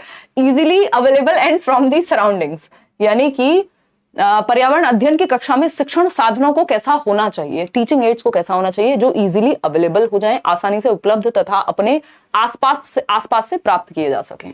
High definition 3D movies only. तो भैया इस देश में जो कि विकासशील देश है, या हर जगह दुनिया में हर कोने में तो 3D मॉडल तुरंत अवेलेबल हो, इतने रिसोर्सेज तुरंत अवेलेबल हो, महंगी टीचिंग एड्स अवेलेबल हो, जरूरी नहीं है। टीचिंग एड क्या होते हैं? वो शिक्षण सहायक सामग्री जिसके माध्यम से हम टीचिंग को इफेक्टिव बनाते हैं। जैसे मैंने आपको अभी पिक्चर दिखा दी, मैंने आपको एक चार्ट दिखा दिया, मैंने आपको एक मूवी दिखा दी, मैंने कोई एक्टिविटी करा दी, कोई मॉडल आगे प्रेजेंट कर दिया, ये सब टीचिंग एड है। ठीक। Always based on using one of the senses of learners. याद रखिएगा, वन सेंसेस नहीं, जितना हो सके मैक्सिमम जो आपके 5 सेंसेस है ना, देखना, सुनना, टच, फील, इन सबको, जितने बच्चे की ज्ञानेंद्रियां जितनी ज्यादा इन्वॉल्व होंगी उतना अच्छा सीखेगा। अगर आप उसको सुना भी पा रहे हैं, दिखा भी पा रहे हैं, कोई एक्टिविटी भी करा पा रहे हैं तो सबसे बेहतर है। जितने ज्यादा सेंसेस इन्वॉल्व हैं उतना बेहतर लर्निंग होने वाली है। तो ये भी हट गया, ये भी हट गया। D option always experiment based. भैया हर चीज पे एक्सपेरिमेंट नहीं हो सकता, है ना, हर चीज पे फील्ड विजिट नहीं कराई जा सकती। बच्चे को मार्स थोड़ी लेके जाएंगे, अगर बात करनी है मंगल ग्रह के बारे में पढ़ा रहे हैं तो मार्स ले जाएं। हर चीज के बारे में ना फील्ड ट्रिप हो सकती है, ना हर चीज का एक्सपेरिमेंट, क्योंकि कुछ एक्सपेरिमेंट खतरनाक होते हैं और किस एज का बच्चा है उस हिसाब से एक्सपेरिमेंट कराए जाएंगे। ठीक है जी। रजत कह रहे हैं कि मैम मैं अपने घर पे डेली झाड़ू पोछा लगाता हूँ। कितने अच्छे व्यक्ति हैं रजत आप, है ना। हाँ, ऐसे भी कई लोग होंगे, सभी स्टीरियोटिपिकल नहीं है, जो चाय वाय बना देते होंगे, उनकी बहनें जो हैं वो कहती होंगी आज चाय तू बनाएगा बेटा, I mean, भाई तो बना देते होंगे बेचारे। क्या ठीक है देवी, इसी घर में रहना है। अगर हम बात करें easily available and from the surroundings, ये बेस्ट ऑप्शन हो गया, क्योंकि सारे हर दिन आप क्या है, एक्सपेरिमेंट, हर चीज पे ऑलवेज एक्सपेरिमेंट नहीं करा सकते। एक्सपेरिमेंट के लिए देखना होता है कि क्या टॉपिक है और किस चीज पे एक्सपेरिमेंट कराना चाहिए। ठीक है जी। चलें आगे बढ़ें। और हर जगह पर आपका जो है वो 3D मॉडल भी अवेलेबल हो, जरूरी नहीं है। तो सबसे बढ़िया है जो भी चीजें आसपास अवेलेबल हो, आपके इजीली अवेलेबल हो, इंडिजीनियस बोलते हैं इनको। एक क्वेश्चन इस पे भी पहले पूछा जा चुका है। इंडिजीनियस मतलब जो लोकली आप अवेल कर सकें, जिन चीजों को जो आसपास के स्थान में अवेलेबल हो, इंडिजीनियस टीचिंग एड्स होने चाहिए। आगे बढ़ेंगे क्वेश्चन नंबर 19 पर। फटाफट से बताइएगा madam poll. Which of the following is the most important component of environmental studies in primary classes? यानी EVS में प्राइमरी क्लासेस यानी कक्षा 1 से 5, उम्र क्या होगी बच्चे की 6 से 11 वर्ष, ये पता होनी चाहिए 2-3 चीजें। ठीक। तो एनवायरमेंटल स्टडीज होता है, एनवायरमेंटल साइंसेज नहीं होता क्लास 1 से 5 में। ठीक। अगर हम बात करें कॉन्सेप्ट फॉर्मेशन की, अवधारणा निर्माण की, तो ये क्या होगा, हैबिट फॉर्मेशन, यानी बच्चे में कॉन्सेप्ट्स बिल्ड होने चाहिए ईवीएस की क्लास में। हैबिट यानी उसकी आदत पड़ जानी चाहिए, उसको सूचना से भर देना चाहिए। जॉय ऑफ एक्सप्लोरिंग, यही बात हम थोड़ी देर पहले कर रहे थे ना, मजा आना चाहिए सीखने में। लेकिन कई लोग मजे की फॉर्म में कुछ और एक्सपेक्ट करते हैं ना, तो मतलब एंजॉय कर पाए, स्पेशली प्राइमरी लेवल पे, क्योंकि प्राइमरी लेवल का बच्चा नया नया स्कूल आया, वो इतना एक्टिव होता है, उसको वैसे भी प्ले वे मेथड के थ्रू हम सिखाना पसंद करते हैं, जिससे वो खेल खेल में सीख सके। तो जॉय ऑफ एक्सप्लोरिंग यानी खोजने का आनंद, मतलब उसको मजा आए, वो एक्सप्लोर करे। उसको कहो अच्छा बेटा कल अपने आसपास देखना कौन से पेड़ की पत्तियां जो हैं वो उनका क्या साइज होता है, क्या शेप होती है ना। आसपास की चीजें आप उसको ऑब्जर्व करने के लिए कहो, उसको आप एक्सप्लोर करने को कहो, एनवायरनमेंट को वो अन्वेषण करे, खोज करे उसमें, तो ये कॉन्सेप्ट अपने आप फॉर्म हो जाएंगे। हैबिट भी जरूरी, हैबिट्स फॉर्म हो जाएंगी, इंफॉर्मेशन भी आ जाएगी। तो सबसे जरूरी, बच्चा सबसे ज्यादा जहां एक्टिव है वो सही उत्तर है, और सबसे ज्यादा एक्टिव है सी ऑप्शन में। आगे बढ़ते हैं क्वेश्चन नंबर 20 पे, फिर इसके बाद हमारे 10 सवाल और बचेंगे आज के लिए। जवाब दीजिएगा फटाफट से। क्या है क्वेश्चन ने, क्या पूछा है, देखिए जल्दी से। Which of the following statements are the correct explanation of an activity? यानी निम्नलिखित में से कौन से कथन गतिविधि की उपयुक्त व्याख्या करते हैं, बताइएगा एक बार, फटाफट से बताएंगे 1 मिनट के अंदर। हाँ देखो, अब एस के ऑफिशियल कह रहे हैं अब मुझे कॉफी चाहिए। अब तक ये बोर हो रहे थे, अब इनको कॉफी चाहिए। एक तो इन्होंने ये पता नहीं अपना यूजर नेम ऐसा लिखा हुआ है, इनका कमेंट बार बार दिख जाता है। डेली से आज टाइम पे पोल आ रही है। ओ हो, देख रही हो तारीफ, ये बायस है तुम्हारी तरफ सारे के सारे हैं, है ना? सही है। वो बेचारा व्यक्ति राहुल जब रोज पोल लगा रहा था तब टाइम पे नहीं जा रहा था, है? आज बताना राहुल को ये बात, और ट्रेनिंग दे दो उसको थोड़ी।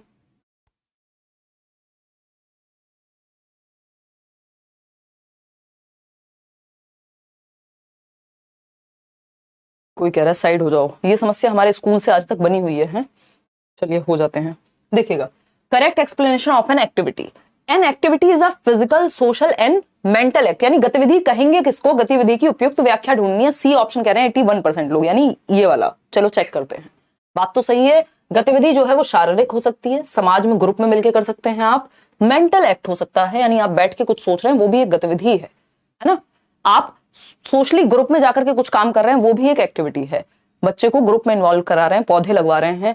फिजिकल एक्टिविटी क्या हो सकती है, कोई भी आप दौड़ लगा दी बच्चे ने, वो भी फिजिकल एक्टिविटी, यानी वो भी एक्टिविटी है। तीनों एक्टिविटी है। बात तो सही है, ट्रू है ये बात, यानी सत्य है। बी ऑप्शन है activity is suitable for primary classes and difficult for higher classes. क्यों भैया? प्राइमरी क्लासेस के लिए भी अच्छी एक्टिविटी, और हायर क्लासेस के लिए भी। ये डिपेंड करेगा आप कैसे प्लान कर रहे हैं। By activity the syllabus can not be completed on time. अब ये ही तो समस्या है ना, हम देखते हैं देश भर में कि सिलेबस कंप्लीट करने के चक्कर में हम ठीक से नहीं पढ़ा पाते कई बार। तो ये तो गलत बात हुई। एक्टिविटी, ये सिलेबस कंसर्न नहीं होना चाहिए, अच्छे से सीखना कंसर्न होना चाहिए कायदे में तो। बट इस चीज में बहुत सारा हमारा सिस्टम जो है वो फेल होता है।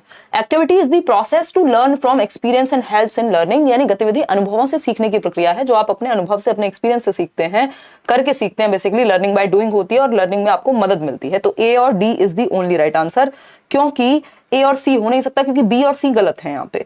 तो ए और डी ही बचता है, यानी C option is the only right answer over here. Next question पे चलेंगे। मैडम पोल लगा दो जरा। Question number 21। राहुल का साबुन स्लो है मुझे लगता है। देखिए तुम्हारा भी साबुन स्लो ही है, अभी तक तो गया नहीं है। देखिए क्वेश्चन नंबर 21, देखिए which of the following statements are correct about experimentation. यानी कौन सा एक स्टेटमेंट जो है वो करेक्ट है, सही है, किसके बारे में? प्रयोग के बारे में, एक्सपेरिमेंटेशन के बारे में।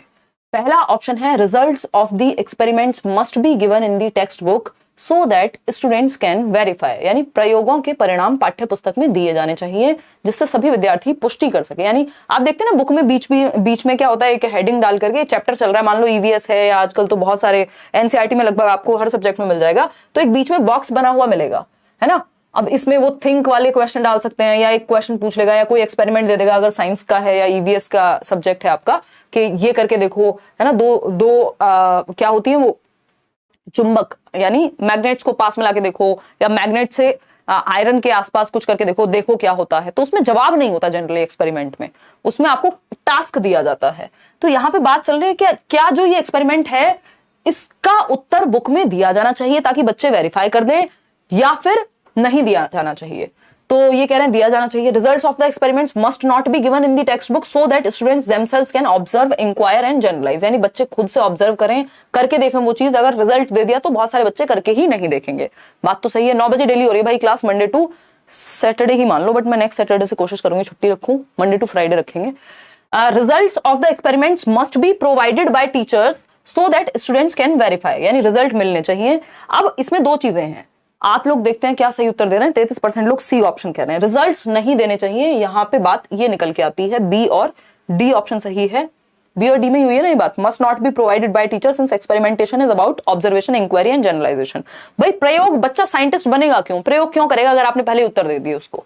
उसको खुद से ऑब्जर्व करने दीजिए, अवलोकन करने दीजिए, उसको इंक्वायरी करने दीजिए। तो B and D is the right option, जो कि है बी ऑप्शन। चलिए, बात सही है या नहीं, ठीक है ना? चलिए आगे बढ़ेंगे नेक्स्ट क्वेश्चन पे। क्वेश्चन नंबर है 22, 22वां सवाल फटाफट से करेंगे। Most appropriate method for determining shapes and colours of leaves, यानी पत्तियों की जो शेप है, उसका आकार है, प्रकार है और रंग है, उसको सुनिश्चित करने के लिए and flowers in an EVS classroom can be, यानी एक पर्यावरण अध्ययन की कक्षा में पत्तियों एवं फूलों के आकारों एवं रंगों को निर्धारित करने की सबसे उपयुक्त विधि क्या है? यानी अगर आप फूल पत्ती के बारे में पढ़ा रहे हैं तो कौन सा तरीका बेहतर या बेस्ट होगा? पहला ऑप्शन है providing different colourful pictures of leaves and flowers to students, यानी बच्चों को अलग अलग रंग के फूल पत्ती प्रोवाइड करा दो, दे दो, बच्चे को खुद से मत कुछ करने दो, है ना? ये सही तरीका है। या फिर और फूल पत्ती तोड़ के और ले आओ, डेली करा देंगे, डोंट वरी, ऑनलाइन मिल जाएगी क्या मुझे लेट्स लर्न की टी शर्ट? पूजा, ये बहुत लोगों का सवाल रहता है, जल्दी ही आपको इसके बारे में भी कुछ निकालेंगे सॉल्यूशन, अभी तो हमें ही मुश्किल मिल पा रही है। Involving them in drawing and using their creative skills, यानी छात्रों को रेखा चित्र बनाने में संलग्न करना और उनके सृजनात्मक कौशलों का उपयोग करना, यानी ड्राइंग करके और वो खुद से बनाए।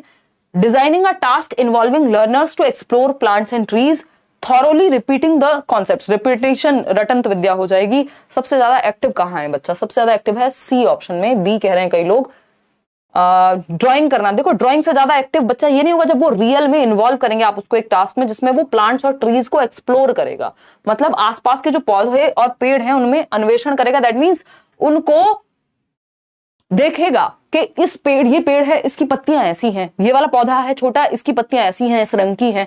तो वो ज्यादा एक्टिव होगा जब वो एनवायरमेंट में एक्चुअल में ऑब्जर्व करेगा, ठीक है ना? तो C option is the right answer over here. आगे बढ़ेंगे। सबसे ज्यादा एक्टिव ड्राइंग बनाने में नहीं है, जब वो रियल में देखेगा उस चीज को, उसमें सबसे ज्यादा एक्टिव है, उसके बाद आप ड्राइंग बनवा लो। क्वेश्चन नंबर 23 है, Bhim asked his gardener why flowers and fruits are coloured when the leaves of the plants are green, यानी जो पत्तियां हैं एक पेड़ की वो तो होती हैं हरी, लेकिन जो आपके फ्रूट्स हैं, वो जो फल है, मान लीजिए सेब का पेड़ है तो वो तो आपका ग्रीन होंगी उसकी पत्तियां मान लीजिए, लेकिन जो फल है वो किसी और रंग का आता है। इसके पीछे रीजन क्या है? Which process skills are exhibited by Bhim, तो भीम के द्वारा किन प्रक्रिया कौशलों का प्रदर्शन किया जा रहा है? प्रोसेस स्किल्स साइंस में और ईवीएस में यूज होती हैं। प्रोसेस स्किल्स बेसिकली एक तरह की आपकी थिंकिंग स्किल्स हैं, जिसमें आप प्रोसेस करते हैं इंफॉर्मेशन को, अपनी समझ को बेहतर करते हैं प्रोसेस स्किल्स के द्वारा, है ना? अभी आप पोल में जवाब देंगे, मैं आपको प्रोसेस स्किल्स के द्वारा, इसमें यानी एक तरह के चिंतन कौशल हैं आपके, जिसमें आपको चिंतन भी लगेगा, जिसमें आपकी ऑब्जर्वेशन भी लगेगी, है ना? क्या क्या हो सकते हैं ये ऑब्जर्वेशन, कि आप आसपास के एनवायरनमेंट में बच्चे की ऑब्जर्वेशन बेहतर हो, वो आंख बंद करके ना जीता रहे, अपने आसपास की चीजों को लेकर अवेयर हो, इन्फर कर सके। इन्फरिंग क्या होता है? इन्फरिंग होता है बेसिकली आपका अनुमान लगा सके, या मैं कहूं कंक्लूजन पे आ सके कि इसका मतलब ये हुआ, निष्कर्ष पे आ सके। प्रिडिक्टिंग होता है अनुमान लगाना, किसी चीज को देखकर के भाई आज बारिश होगी, ये भी क्या है, आप बादल को देख के अनुमान लगा पा रहे हैं, है ना? क्लासिफिकेशन, यानी अलग अलग कैटेगरी में, ये उस पेड़ के पत्तियां हैं, ये दूसरे पेड़ की पत्तियां हैं, ये मैमल्स में आएगा, ये इसमें आएगा, ये क्या है? क्लासिफिकेशन है। तो इस तरह की चीजें, या कैटेगराइजेशन भी आप इसको कह सकते हो, ये प्रोसेस स्किल्स में आती हैं। 4-5 मुख्य प्रोसेस स्किल्स हैं, मैंने जो मैराथन सेशन है ईवीएस की उसमें बताई हुई है आपको, ठीक है जी? तो फटाफट से बताओ क्या होगा सही उत्तर।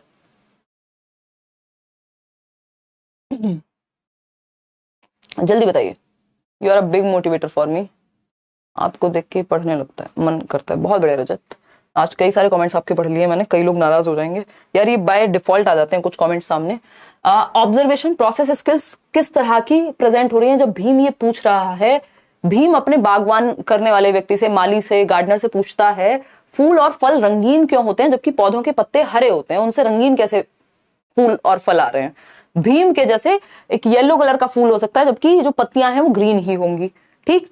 तो भीम के द्वारा किन प्रक्रिया कौशलों को प्रदर्शित किया जा रहा है, इसका मतलब भीम ने क्या किया है। ये क्वेश्चन वो पूछ कब पाया? जब उसने ऑब्जर्व किया होगा, जब उसने आसपास ये चीज देखी होगी, अवलोकन किया होगा, अपने ब्रेन में उसने ऑब्जर्व किया, रिकॉर्ड किया कि भाई यार ये तो ग्रीन है पेड़, लेकिन इसके पौधे, इसका जो फूल है वो अलग रंग का आ रहा है, इसका मतलब उसने बहुत सारे पेड़ों को देखा होगा। ये प्रोसेस स्किल है। एक एक्सपेरिमेंट किया, एक्सपेरिमेंट उसने खुद से थोड़ी किया कि ये वाले पौधे से निकाल के देखता हूं कैसा निकलेगा, एक्सपेरिमेंट तो इसमें नहीं किया है। रेजिंग क्वेश्चंस, ये भी एक प्रोसेस स्किल है कि बच्चा क्वेश्चन पूछना जान रहा है, इसका मतलब थिंकिंग से रिलेटेड है, और प्रोसेस स्किल में थिंकिंग जो है आती है। इंटरेक्शन विद एनवायरमेंट, देखो तीनों का ऑप्शन है नहीं, और हम बी को, इसको ए को छोड़ नहीं सकते, क्योंकि ए सबसे ज्यादा महत्वपूर्ण है यहाँ पे। बिना ऑब्जर्वेशन के ना आप क्वेश्चन पूछ पाओगे, ना आप इंटरेक्ट कर पाओगे एनवायरमेंट के साथ, उसमें ऑब्जर्वेशन आएगा ही आएगा, ठीक है ना। तो ऑब्जर्वेशन इज बेटर ऑप्शन और raising questions is better option, तीनों साथ में नहीं जा सकते, इसलिए डी को हमें यहीं छोड़ना पड़ेगा, चाहे ये गलत ना हो, फिर भी हम बेस्ट ऑप्शन ही चूज करेंगे, वो है ए एंड सी, यानी D option is the right answer over here. Question number 24 पे चलेंगे और नेक्स्ट क्वेश्चन के पोल की तैयारी मैडम करेंगी ही। देखिए एक बड़ा सा लेंथी क्वेश्चन है, इसकी प्रैक्टिस जितना आप पढ़ पढ़ के करेंगे, प्रैक्टिस भी हम करेंगे enough. In the chapter the plant fairy of EVS class 3। अब इसलिए ईवीएस पढ़ना भी जरूरी है कि आपको पता तो तभी होगा ना जब ये क्वेश्चन भैया कहां से आया है, इसमें था क्या। दीदी is sitting in a garden, तो दीदी जो है वो एक गार्डन में, एक बगीचे में बैठी हैं। शबनम सेड दैट दीदी is sitting on little plants, अब बगीचे में बैठी हैं तो मतलब घास पे भी बैठी होंगी, तब भी वो कह रहे हैं कि लिटिल प्लांट्स यानी छोटे छोटे जो प्लांट्स हैं घास वाले, उस पर बैठी हुई हैं वो। Taplu asked his teacher do we kill grass by walking and sitting on it. तो बच्चों के क्वेश्चन तो ऐसे होते हैं, तीसरी कक्षा का बच्चा है भाई, कितना 9 साल का होगा, तो अब 8-9 साल का बच्चा तो ऐसे क्वेश्चन पूछेगा ही। तो टपलू पूछता है, एक बच्चा है दूसरा क्लास में, do we kill grass by walking and sitting on it, यानी हम जब बैठते हैं घास पे या चलते हैं तो क्या वो मर जाती है, ठीक है। Like we kill ants by walking over them, यानी जैसे कि हम चींटियों के ऊपर अगर चल जाएंगे तो वो मर जाएंगी, इस तरह से क्या घास भी मर जाती है। What should the teacher do, अब इस सवाल का जवाब टीचर क्या दे, बच्चों को आपको एक्सप्लोर कराना है। पहला ऑप्शन है discuss that grass plant can survive even if leaves are damaged, यानी ये चर्चा करनी चाहिए कि घास के पौधे पत्तियों के क्षतिग्रस्त होने पर भी जिंदा रहते हैं। Really Describe that the part of grass responsible for growth is safely located at base, यानी बेस में छिपी हुई है वो घास जिसकी वजह से वो जिंदा रहेंगे। सी ऑप्शन है take the students to garden, make them walk and sit on grass and see what happens, explain that grass in the garden grows back even after it is been cut. Discuss, describe, explain, सबसे ज्यादा बच्चा कहां active है, C option में। ये simple फंडा मैंने आपको बताया हुआ है, ये आपके 90% क्वेश्चंस में कभी आप फंसेंगे नहीं जब आपको पता होगा यार बाकी ऑप्शन से ज्यादा एक्टिव बच्चा जिस ऑप्शन में होता है वो बेहतर ऑप्शन है बाकियों से। अगर बच्चे का नुकसान नहीं हो रहा, उसके चोट नहीं लग रही, उसको कुछ गलत केमिकल्स के वो प्रभाव में नहीं आ रहा, तो सबसे बेटर है कि बच्चा जिसमें सबसे खुद से इन्वॉल्व होगा वो सबसे बेहतर ऑप्शन है। बाकी सब में खुद से नहीं देख पा रहा, वो खुद से ऑब्जर्व नहीं कर रहा, हम उसको सच में ले गए रियल सिनेरियो में, वास्तविकता से, learning by doing, real life से सिखा रहे हैं और ऑब्जर्व करने के लिए कह रहे हैं, उसके बाद चर्चा हो सकती है, पहले लेके गए आप, ठीक है ना। क्वेश्चन नंबर 25, फिर अलग अलग बच्चे अलग अलग चीजें ऑब्जर्व करेंगे, इससे भी तो प्रोसेस स्किल्स डेवलप होंगी। 5 क्वेश्चन और हैं। कविश, क्वेश्चन नंबर 25 में पूछा है, Kavish an EVS teacher of class 5, कक्षा 5 के टीचर हैं Kavish, insist on teaching about concept of space travel, वो चाहते हैं कि बच्चे जो है स्पेस ट्रेवल के बारे में, अंतरिक्ष यात्रा के बारे में जाने। यूजिंग क्रिएटिव एसे राइटिंग, वो चाहते हैं कि वो एक एसे राइटिंग, एक निबंध लेखन का प्रयोग करके बच्चे स्पेस ट्रेवल के बारे में जाने। आपकी जो एनसीईआरटीज हैं इस लेवल की, उसमें सुनीता विलियम्स के बारे में भी कहानी है। कोई कह रहा घास मर जाती तो ठीक होता, ईश्वर का साक्षात रूप है आप। देखिए ही इज ट्राइंग टू, बताइए एक बार क्या करने की कोशिश कर रहे हैं, डेविएट स्टूडेंट्स फ्रॉम क्वेश्चनिंग, यानी छात्रों को प्रश्न पूछने से हटाने का प्रयास कर रहे हैं ऐसे राइटिंग करा के। बताइए नाथ। फिर आता है कल्पनाशीलता तथा भिन्न सोच को प्रोत्साहित कर रहे हैं, यानी encouraging imagination and divergent thinking, जिससे क्रिएटिविटी बढ़ेगी, रचनात्मक चिंतन आता है, किससे, भिन्न सोच कह लीजिए या अपसारी चिंतन, यानी अलग अलग बच्चे अलग अलग दिशाओं में सोचेंगे, कल्पना करेंगे और तब जाके अपना अपना एस्से लिखेंगे।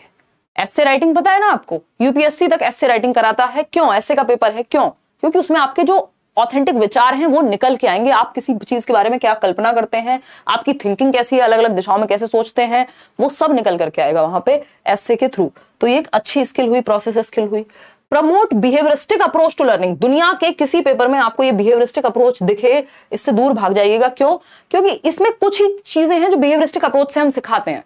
जैसे कोई चीज है जो रेपिटेटिव है ना, उसको आप सिखा सकते हैं। याद करवानी हो तो रिवॉर्ड पनिशमेंट इसमें आता है। इसका बहुत ज्यादा प्रयोग हम नहीं करते एजुकेशन सिस्टम में, कंस्ट्रक्टिविज्म का आज के समय में करते हैं क्योंकि ये रट्टाफिकेशन पे बेस्ड है। Avoid experimentation and activity based learning, यानी एक्सपेरिमेंटेशन को आपको अवॉइड करना है, इसलिए आप ऐसे राइटिंग कर रहे हैं। ये रीजन नहीं हो सकता। आपको पॉजिटिव रीजंस ढूंढने हैं, आपको हर चीज में नेगेटिव नहीं ढूंढना है ना।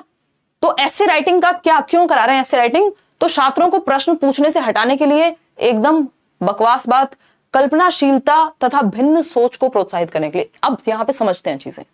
टॉपिक क्या है? स्पेस ट्रैवल, अंतरिक्ष यात्रा। क्या स्पेस ट्रैवल कराने ले जा सकते हैं टीचर मजे से?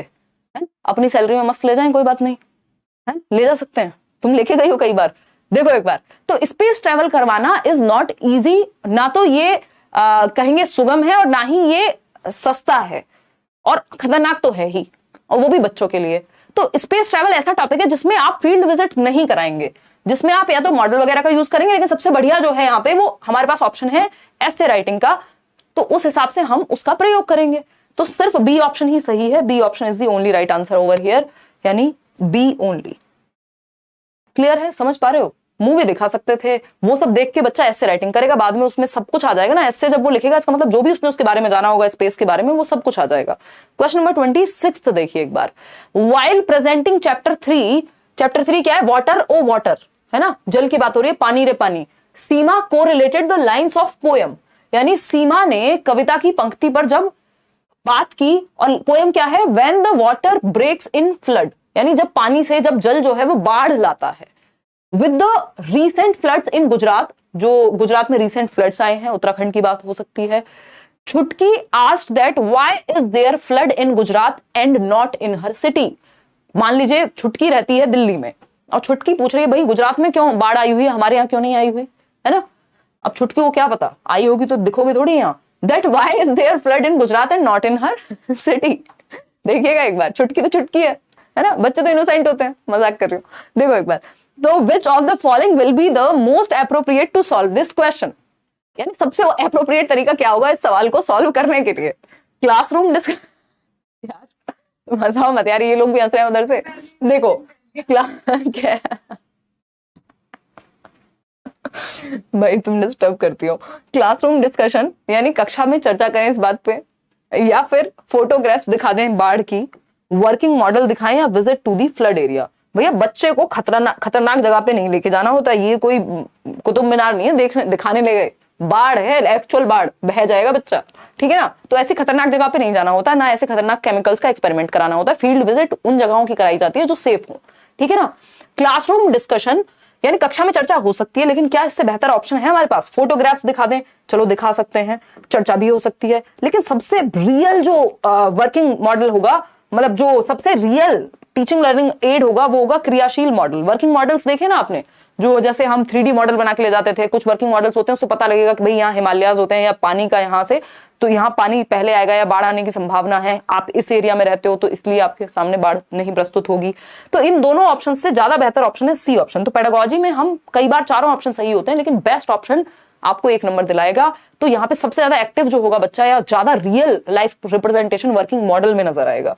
मैंने इसमें एक पिक्चर भी लगाई थी यार आपको वर्किंग मॉडल समझाने के लिए, बट पता नहीं वो कहाँ गायब हो गई, ये रही, देखिएगा। तो वाटर वेल वर्किंग मॉडल, यानी जो कुएं हैं पानी के, वो कैसे वर्क करते हैं, इसका एक वर्किंग मॉडल जो है प्रेजेंट किया गया है ना। एक छोटा सा उसका छोटा रूप एक तरह से, और यहाँ पे हम ये देख पा रहे हैं कि कैसे एक पुली का प्रयोग करके पानी को खींचा जा सकता है। इसी तरह से कोई और वर्किंग मॉडल हम यूज कर सकते हैं अलग अलग टॉपिक्स के लिए।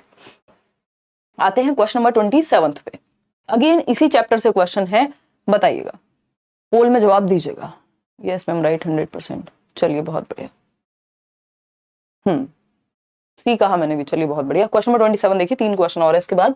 इन the chapter water o water of EVS class 3rd uncle gave Hiran and Chutki, Hiran ही है, कुछ और नाम होगा यार इस बच्चे का, हिरेन, राइट, हाँ, उनका पता नहीं हिरन कैसे हो सकता है ना। एक तो हिंदी के नाम इंग्लिश में लिख के कंफ्यूजन क्रिएट कर देते हैं। हिरेन एंड छुटकी को एक मैंगो दिया अंकल ने, मैंगो पन्ना दिया, मैंगो नहीं दिया, मैंगो पन्ना लिक्विड होता है, पता है आपको मैंगो पन्ना, ठीक, मैंगो शेक मान लो आप। इन स्टील टम्बलर्स, एक स्टील के ग्लास में मैंगो शेक दिया, मैंगो पन्ना दिया, अलग होते हैं हालांकि दोनों। Chutki asked for panna only in a glass tumbler. छुटकी ने कहा मेरे को तो कांच के ग्लास में चाहिए, ये स्टील वाले में नहीं चाहिए। Uncle poured the panna in a glass tumbler. अब अंकल ने क्या किया, अंकल बेचारे लेकर के आए कांच का ग्लास, बच्चे हैं हमारे सरदर्द घर में, ये सोच करके, या बच्चे तो बच्चे होते हैं, और उन्होंने ग्लास वाले टम्बलर में डाल दिया वो। ठीक। Chhutki complained uncle you have given me less पन्ना। राहुल चाय बना रहे हैं, आवाज आ रही है मेरे को, वो नहीं यूज कर सकता ये प्रॉपर ढक ढक ढक, है फील तो इसी में आता है वैसे। चलो चाय पियोगी ना तुम? चलिए, कॉफी किसी को पीनी थी, चाय पिलाएंगे, आ जाइए। Uncle you have given me less पन्ना, यानी अंकल आपने मेरे को पन्ना कम दिया है। अब छुटकी की नई शिकायत आ गई। अब Chutki is in which of the following stages according to Piaget's learning theory of cognitive development. इसीलिए मैं कहती हूं भैया सीडीपी जो है वो महत्वपूर्ण है, ये आपको हर सब्जेक्ट में काम आएगी। अब पियाजे का क्वेश्चन ईवीएस में भी डाल देते हैं, मैथ्स में भी डाल देते हैं एट टाइम्स, है ना? ठीक है, पोल एक क्वेश्चन आगे चल रहा है। अरे देखिए, अब यहां पे एक चीज समझनी है हमें, छुटकी और हिरेन दो लोग थे। अगर सिर्फ छुटकी होती तो शायद छुटकी ये बात नहीं कहती। एक तरफ है, हिंदी में लिखते हैं आज छुटकी, ऐसे लिखते हैं ना छुटकी, तो छुटकी है एक तरफ, क्यूट लिटिल छुटकी, है ना, ऐसे ऐसे बड़े बड़े बाल बनाते हैं ना स्टीरियोटिपिकल वे में, तो ये छुटकी है। और इधर है हिरेन, ठीक है, इधर है क्या, हिरेन। हिरेन बेचारा जेंटलमैन हिरेन, छुटकी थोड़ी शैतान है ना, क्योंकि इसको अब अंकल ने क्या दिया, बीच में अंकल फंसे हुए हैं। अंकल ने एक स्टील के ग्लास में या स्टील टम्बलर में क्या दे दिया, आम पन्ना दे दिया।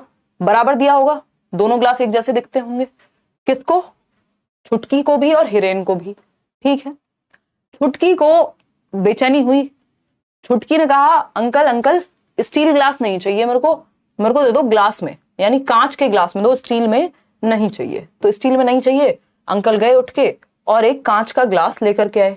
अब कांच के ग्लास की शेप और साइज थोड़ा डिफरेंट हो सकता है, वो थोड़ा चौड़ा हो सकता है, वाइड हो सकता है ना। अब क्या आ गया, कांच का ग्लास हो गया। हालांकि ग्लास ऐसा नहीं होता, मेरी ड्राइंग को अगर आपने जज किया तो फिर तो क्या ही कहेंगे। अच्छा, ये वाला ग्लास मैं बना देती हूँ, है ना, ठीक है ना, इतना ही बन पाएगा यार, इससे ज्यादा ग्लास नहीं बन पाएगा। ठीक है, ये करना था, मग बना दूं, अरे वॉटेवर, ठीक है। इतनी ही ड्राइंग आती है मुझे, मेरे जीवन की सारी ड्राइंग यूज हो गई यहाँ। अगर हम कहें तो छुटकी को कांच के ग्लास में डाल करके दे दिया अंकल ने स्टील वाले से। अब छुटकी को दिख रहा है मेरे भाई के पास ज्यादा है, इसमें तो कम ही रह गया क्योंकि ये चौड़ा हो सकता है बर्तन। छुटकी को कंजर्वेशन की प्रॉब्लम है, डिसेंटर नहीं कर पा रही है छुटकी। और ये कौन सी उम्र में होता है ये कंजर्वेशन या ये वाला जो इशू है, ये होता है कि शेप और साइज के बदलने पे क्वांटिटी या वॉल्यूम चेंज नहीं होता। ये बात 7 से 11 वर्ष में समझ पाता है बच्चा, लेकिन छुटकी समझ नहीं पा रही। इसका मतलब छुटकी 2 से 7 वर्ष की उम्र में है। इसको कहते हैं प्री ऑपरेशनल यानी पूर्व संक्रियात्मक अवस्था। इसकी 2 सब स्टेजेस भी कल ही आपको बताई थी। ठीक है, छुटकी और छुटकू देखो एक बार, तो आंसर क्या हुआ, आंसर हो गया प्री ऑपरेशनल स्टेज में छुटकी है अभी। क्योंकि अगर वो समझ पाती तो फिर ये कॉन्क्रीट ऑपरेशनल हो जाता। ये डिसेंटर नहीं कर पा रही, वो कंजर्वेशन नहीं आता, इसलिए हो रहा है ऐसा। क्वेश्चन नंबर 28 देखिए, 2 क्वेश्चन और बचे हैं। क्या कहता है क्वेश्चन नंबर 28?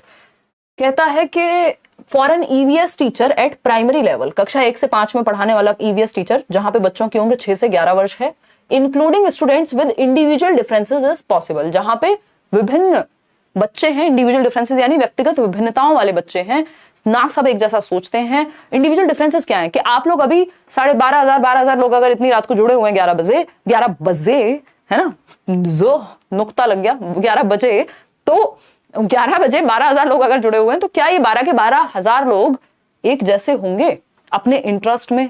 सबको सेम चीज में रुचि होगी? नहीं हो सकती। कुछ लोगों को सेम भी हो सकती है।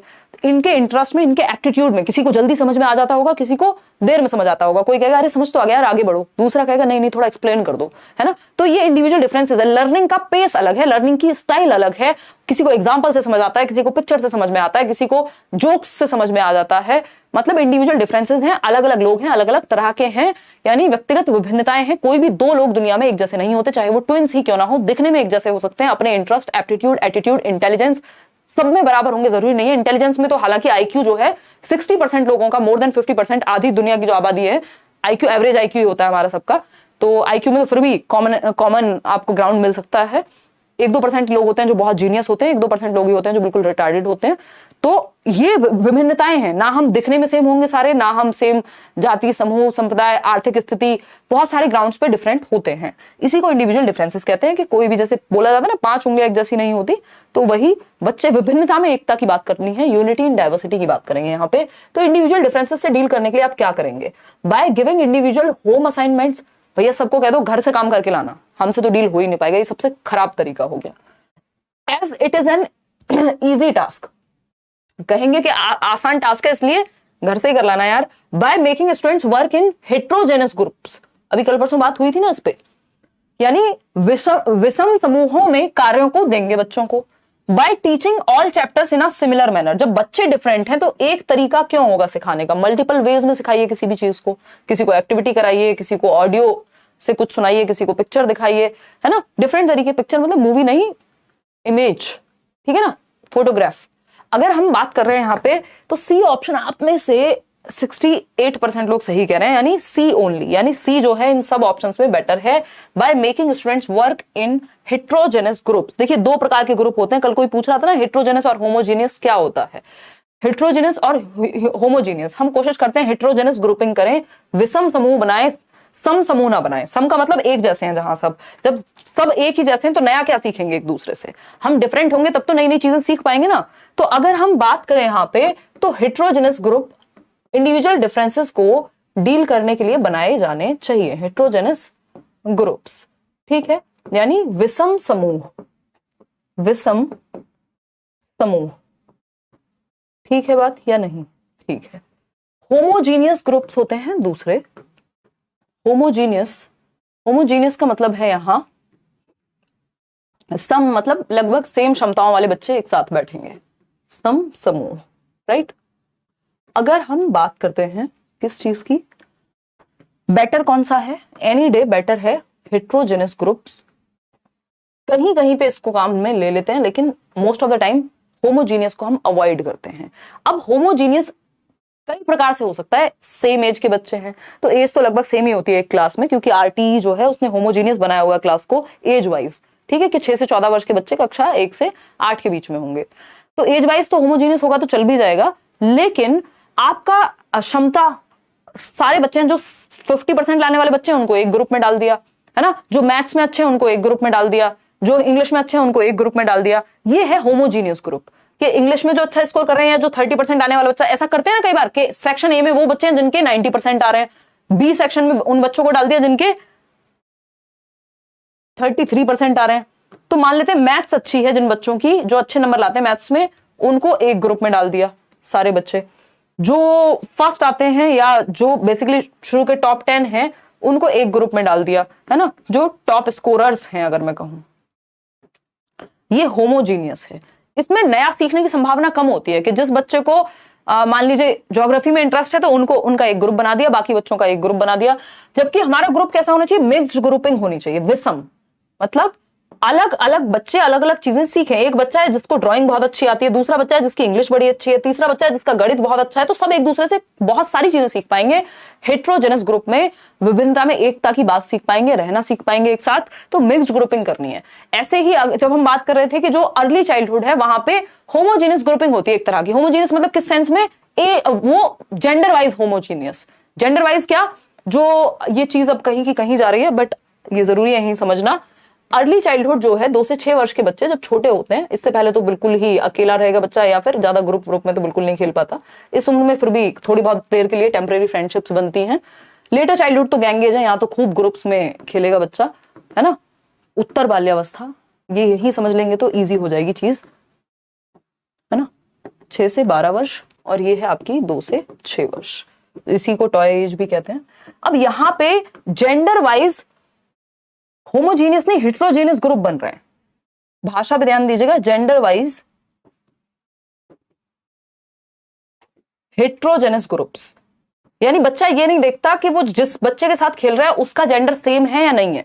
लड़के लड़कियां एक साथ मिलकर के खेल सकते हैं, जेंडर से कोई खास उनको फर्क पड़ता नहीं है, उनको खेलने से मतलब है, ठीक है ना। लेकिन जैसे ही अब वो थोड़े से बड़े होंगे तो क्या होगा, अब वो कहें अरे लड़कियों की तरह रहो या हमारा तो लड़कों का ग्रुप है एंड ऑल, ये सब शुरू हो जाता है। तो ये जेंडर वाइज होमोजीनियस ग्रुपिंग बन जाती है लेटर चाइल्डहुड में, उत्तर बाल्यावस्था में यहाँ पे होमोजीनियस ग्रुपिंग हो जाएगी कि सेम जेंडर का ही ग्रुप जनरली सामान्य तौर पे बनाते हैं बच्चे। आजकल हालांकि चीजें बदल रही हैं, बट ये साइकोलॉजिकल है कुछ हद तक, ये आप चाइल्ड डेवलपमेंट के अंदर आती है ये बात। तो सेम सेक्स वाले बच्चे या सेम जेंडर की ग्रुपिंग और मिक्स्ड ग्रुपिंग, यहां पे ये आपको ध्यान रखना है कि खेलते समय बेसिक सी बात है। चलिए, तो ये एक बात हो गई। अब सेकंड लास्ट क्वेश्चन करते हैं, 2 क्वेश्चन और बचे हैं। निशा को घर भी छोड़ के आना है। क्या समय हो गया? 11 बज गए। ताला लग गया? बहुत बढ़िया बेटा, तुम आज मेरा ही खून पियोगी क्या? बोलो हाँ। नहीं? अच्छा, डेली पीती हो, मुझे लगा कहीं और का प्लान है तुम्हारा। देखो क्वेश्चन नंबर 29। मैं इसलिए वेट कर रही थी कि बोल दो हाँ, नहीं तो तुम फंस जाओगी। मैं इसके आगे का जोक मेरे पास तैयार था। देखो एक बार क्वेश्चन नंबर 29, फटाफट से जवाब दो। 100% डेटा खत्म हो गया, जल्दी करो। अच्छा कर रहे हैं भाई, कर रहे हैं। हाँ, डेटा खत्म हो जाता है इस टाइम तक कई लोगों का।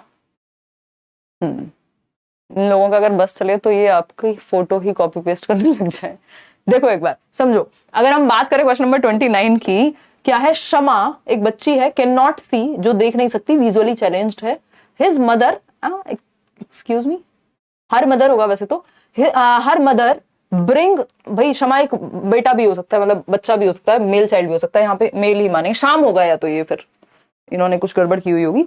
तो शाम या शमा एक बच्चा है और मेल चाइल्ड है। उसकी जो माता जी हैं वो उसको स्कूल लेके आती हैं हर दिन, but he does not like coming to school, उसको स्कूल आना नहीं पसंद है। She tells her mother that, अब लड़की बन गई है, ये आपके पेपर में गड़बड़ हुई है इन्होंने लैंग्वेज की, बट कोई नहीं, आपको मतलब रखना है बात क्या कही जा रही है। But he does not like to coming to school. She tells her mother that she has no friends and does not understand what is taught in the class, के ना तो उसके कोई दोस्त हैं और उसको समझ नहीं आता क्लास में क्या पढ़ाया जाता है। यानी दृष्टिबाधित बच्ची है जो देख नहीं सकती, ब्लाइंड है। Which of the following would be most appropriate for Shama's teacher to do for her? यानी एज अ टीचर, आप शमा के टीचर हैं, आपको क्या करना चाहिए? ऐसे बच्चे को इंक्लूड करना है। भाई आपकी क्लास में जीनियस बच्चे भी हो सकते हैं, आपकी क्लास में विजुअली चैलेंज्ड बच्चा भी हो सकता है, स्पेशल नीड वाला बच्चा भी हो सकता है, एवरेज बच्चे भी होंगे, सबको इंक्लूड करना है। इसी को इंक्लूसिव एजुकेशन कहते हैं। तो ये समावेशी शिक्षा का क्वेश्चन आपसे यहां भी पूछ लिया गया है। क्या करेंगे आप एज अ टीचर, क्या अप्रोप्रिएट है? पहला ऑप्शन है talk to Shama and explain that reading is important to her. मतलब कितनी बेवकूफी भरी बात है। या तो आप रीडिंग की बात ही कर रहे हैं तो ब्रेल लिपि की बात करें जो लुई ब्रेल ने इजाद की थी। यहाँ पे रीडिंग करनी चाहिए शमा को, ये कहेंगे आप उसको। जिसको देखने में दिक्कत है, जो देख नहीं सकता बच्चा, उसको रीड करने के लिए कहेंगे। ये हो गई मूर्खता, ये गलत हो गया। Talking to the students, ask them to be friend Shama, यानी बच्चों से बात करके कहेंगे बेटा इससे दोस्ती करो, शमा से दोस्ती करो, चलो चलो। सी ऑप्शन है together with all the students in the class plan a play with Shama playing an important role, यानी कि कक्षा के सभी विद्यार्थियों के साथ मिलकर शमा के लिए महत्वपूर्ण भूमिका वाले एक नाटक की योजना बनाएंगे। यानी सभी विद्यार्थियों के साथ मिलेंगे, बातचीत करेंगे, एक प्लान बनाएंगे कि भाई हम शमा को भी कैसे इंक्लूड कर सकते हैं। बजाय कि ये कहने के कि शमा से दोस्ती करो, दोस्ती इंपोज थोड़ी कर सकते हो, जबरदस्ती थोड़ी करा दोगे दोस्ती। तो आप सभी बच्चों को इंक्लूड करोगे, एक प्लान बनाओगे कि बच्चा शमा को हम कैसे इंक्लूड कर सकते हैं। टॉक टू द टीचर्स, तो दोस्ती अपने आप हो जाएगी। Talk to the teachers to make sure that what is taught in the class is understood by Shama. आप टीचर्स से भी बात करेंगे कि शमा का विशेष ध्यान रखा जाए, उसको इंक्लूड किया जाए, उसको भी चीजें समझ में आए, इस तरह से पढ़ाया जाए। तो सी और डी यहां सही है, जो कि सी ऑप्शन में है, यानी 60% लोग सही उत्तर दे रहे हैं। समझ आ गया ना? ऊपर के दोनों ऑप्शंस बेटर नहीं थे और चारों हम इंक्लूड कर नहीं सकते। क्वेश्चन नंबर 30 है, आखिरी सवाल आज का। Using text books as a resource in EVS, यानी टेक्स्ट बुक क्या है? एक रिसोर्स है, और हम पर्यावरण अध्ययन की कक्षा में टेक्स्ट बुक को, पाठ्य पुस्तक को जब एक संसाधन के रूप में इस्तेमाल कर रहे हैं, प्रयोग कर रहे हैं, तो इससे क्या होगा बताइए। पोल वाली मैम हैप्पी बर्थडे, ये कहां से शुरू हो जाता है? कुछ भी, हर दिन किसी का भी बर्थडे मना लेते हो यार, हैं? अभी गया उसका बर्थडे 21 मार्च 11, भगवान बचा लेना। हाँ 21/11 को निखिल का होता है, मेरा एक फ्रेंड है, याद आ गया मुझे। मतलब मुझे 2 बर्थडे याद आए मार्च में, सोमी का भी तो होता है। चलो खैर, अब देखिए सेम डे होता है क्या? नाइस, एक दिन आगे पीछे, चलो खैर कोई बात नहीं। तुम्हें तो गिफ्ट भी दिया था इस बार, इतना सा नाइस। देखिए, using text books as a resource in EVS teaching learning, यानी अगर पर्यावरण अध्ययन के शिक्षण अधिगम में संसाधन के रूप में पाठ्य पुस्तकों का क्या प्रयोग होगा? देखिए, is less effective in development of process skills, यानी कि भैया जो प्रोसेस स्किल्स हैं, यानी थिंकिंग स्किल्स ठीक से डेवलप नहीं हो पाएंगे बच्चे में बुक का इस्तेमाल करके। Provides an opportunity to include everyone, यानी सबको सम्मिलित करने का अवसर प्रदान किया जाएगा बुक्स के द्वारा। तो एक्टिविटी के द्वारा तो ज्यादा बेहतर हो सकता था ये, अगर एक्टिविटी करा देते तो ज्यादा सम्मिलित हो जाते, ग्रुप एक्टिविटी करा देते। प्रमोट्स कोऑपरेशन अमॉन्गेस्ट लर्नर्स, कोऑपरेशन भी ग्रुप एक्टिविटी से ही होता, ग्रुपिंग से कोऑपरेशन ज्यादा बेहतर होता किताब की बजाय।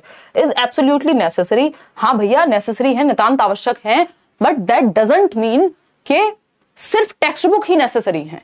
तो बेटर ऑप्शन है प्रक्रिया कौशलों के विकास में कम प्रभावी है, यानी less effective in development of process skills, यानी वो स्किल्स, ऑब्जर्वेशन की स्किल, आपकी इन्फरिंग की, निष्कर्ष पे पहुंचने की स्किल, आपकी क्लासिफिकेशन की चीजों को बांट कर पाएगा बच्चा जब उसको रियल लाइफ में दोगे चीजें, है ना, तो एक्टिविटी से बढ़ेंगी वो सब भी, ठीक। आपकी थिंकिंग स्किल्स, ये सब क्या है, ये आपकी एक्टिविटी से या रियल लाइफ एनवायरनमेंट में ले जाने से बच्चे की डेवलप होंगी, ना कि सिर्फ टेक्स्ट बुक से। तो आपको ध्यान रखना है, एक्टिविटीज को भी इंक्लूड कराना है, और text book is one of the resource in the classroom, यानी पाठ्य पुस्तक कक्षा में बहुत सारे संसाधनों में से एक संसाधन का रोल प्ले करती है, ना कि एकमात्र संसाधन का, यानी text book is not the only resource in the classroom, ठीक है ना।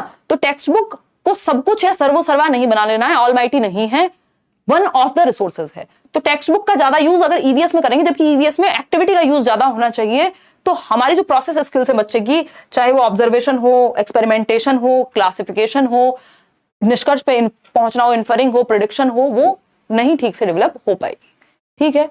अब बात सही है? हाँ देखो, कोई कह रहा है कि ओ माय गॉड पहले कोई आंसर नहीं दिया था सही, अब सब चेंज कर रहे हैं। हाँ, इसी को चीटिंग कहते हैं बीके सुगंधा। चलिए खैर, बहुत बढ़िया, बहुत मजा आया आज के सेशन में। 24 जनवरी मॉर्निंग शिफ्ट के सारे आपके क्वेश्चंस थे, एक सेट पूरा कंप्लीट किया हमने। और करियर लैब पे आप अगर बैचेस में एनरोल होना चाहते हैं, बाकी सभी टीचर्स से भी मैं सीडीपी डील करती हूँ, पढ़ना चाहते हैं तो आप पढ़ सकते हैं। चलिए आज के लिए हम इतना ही रखेंगे, थैंक यू सो मच। ये पीडीएफ आपको होपफुली कल, नहीं तो संडे रात में या मॉर्निंग में मंडे आपको टेलीग्राम पे 3-4 पीडीएफ, जितने भी सेशंस हमारे बचे हुए हैं जो पेंडिंग पीडीएफ्स हैं, वो आपको मिल जाएंगे। अब मैं जाके चाय पी लेती हूँ, नहीं तो चाय ठंडी हो जाएगी, और ठंडी चाय में मजा आता नहीं है। डिनर आज, अच्छा डिनर का आज डिनर कहाँ से होगा, मैं उठी 6 बजे हूँ। देखो एक बार, तो लेट्स लर्न स्क्वाड ये टेलीग्राम चैनल है। होपफुली मुझे बहुत मजा आया आप लोगों के साथ।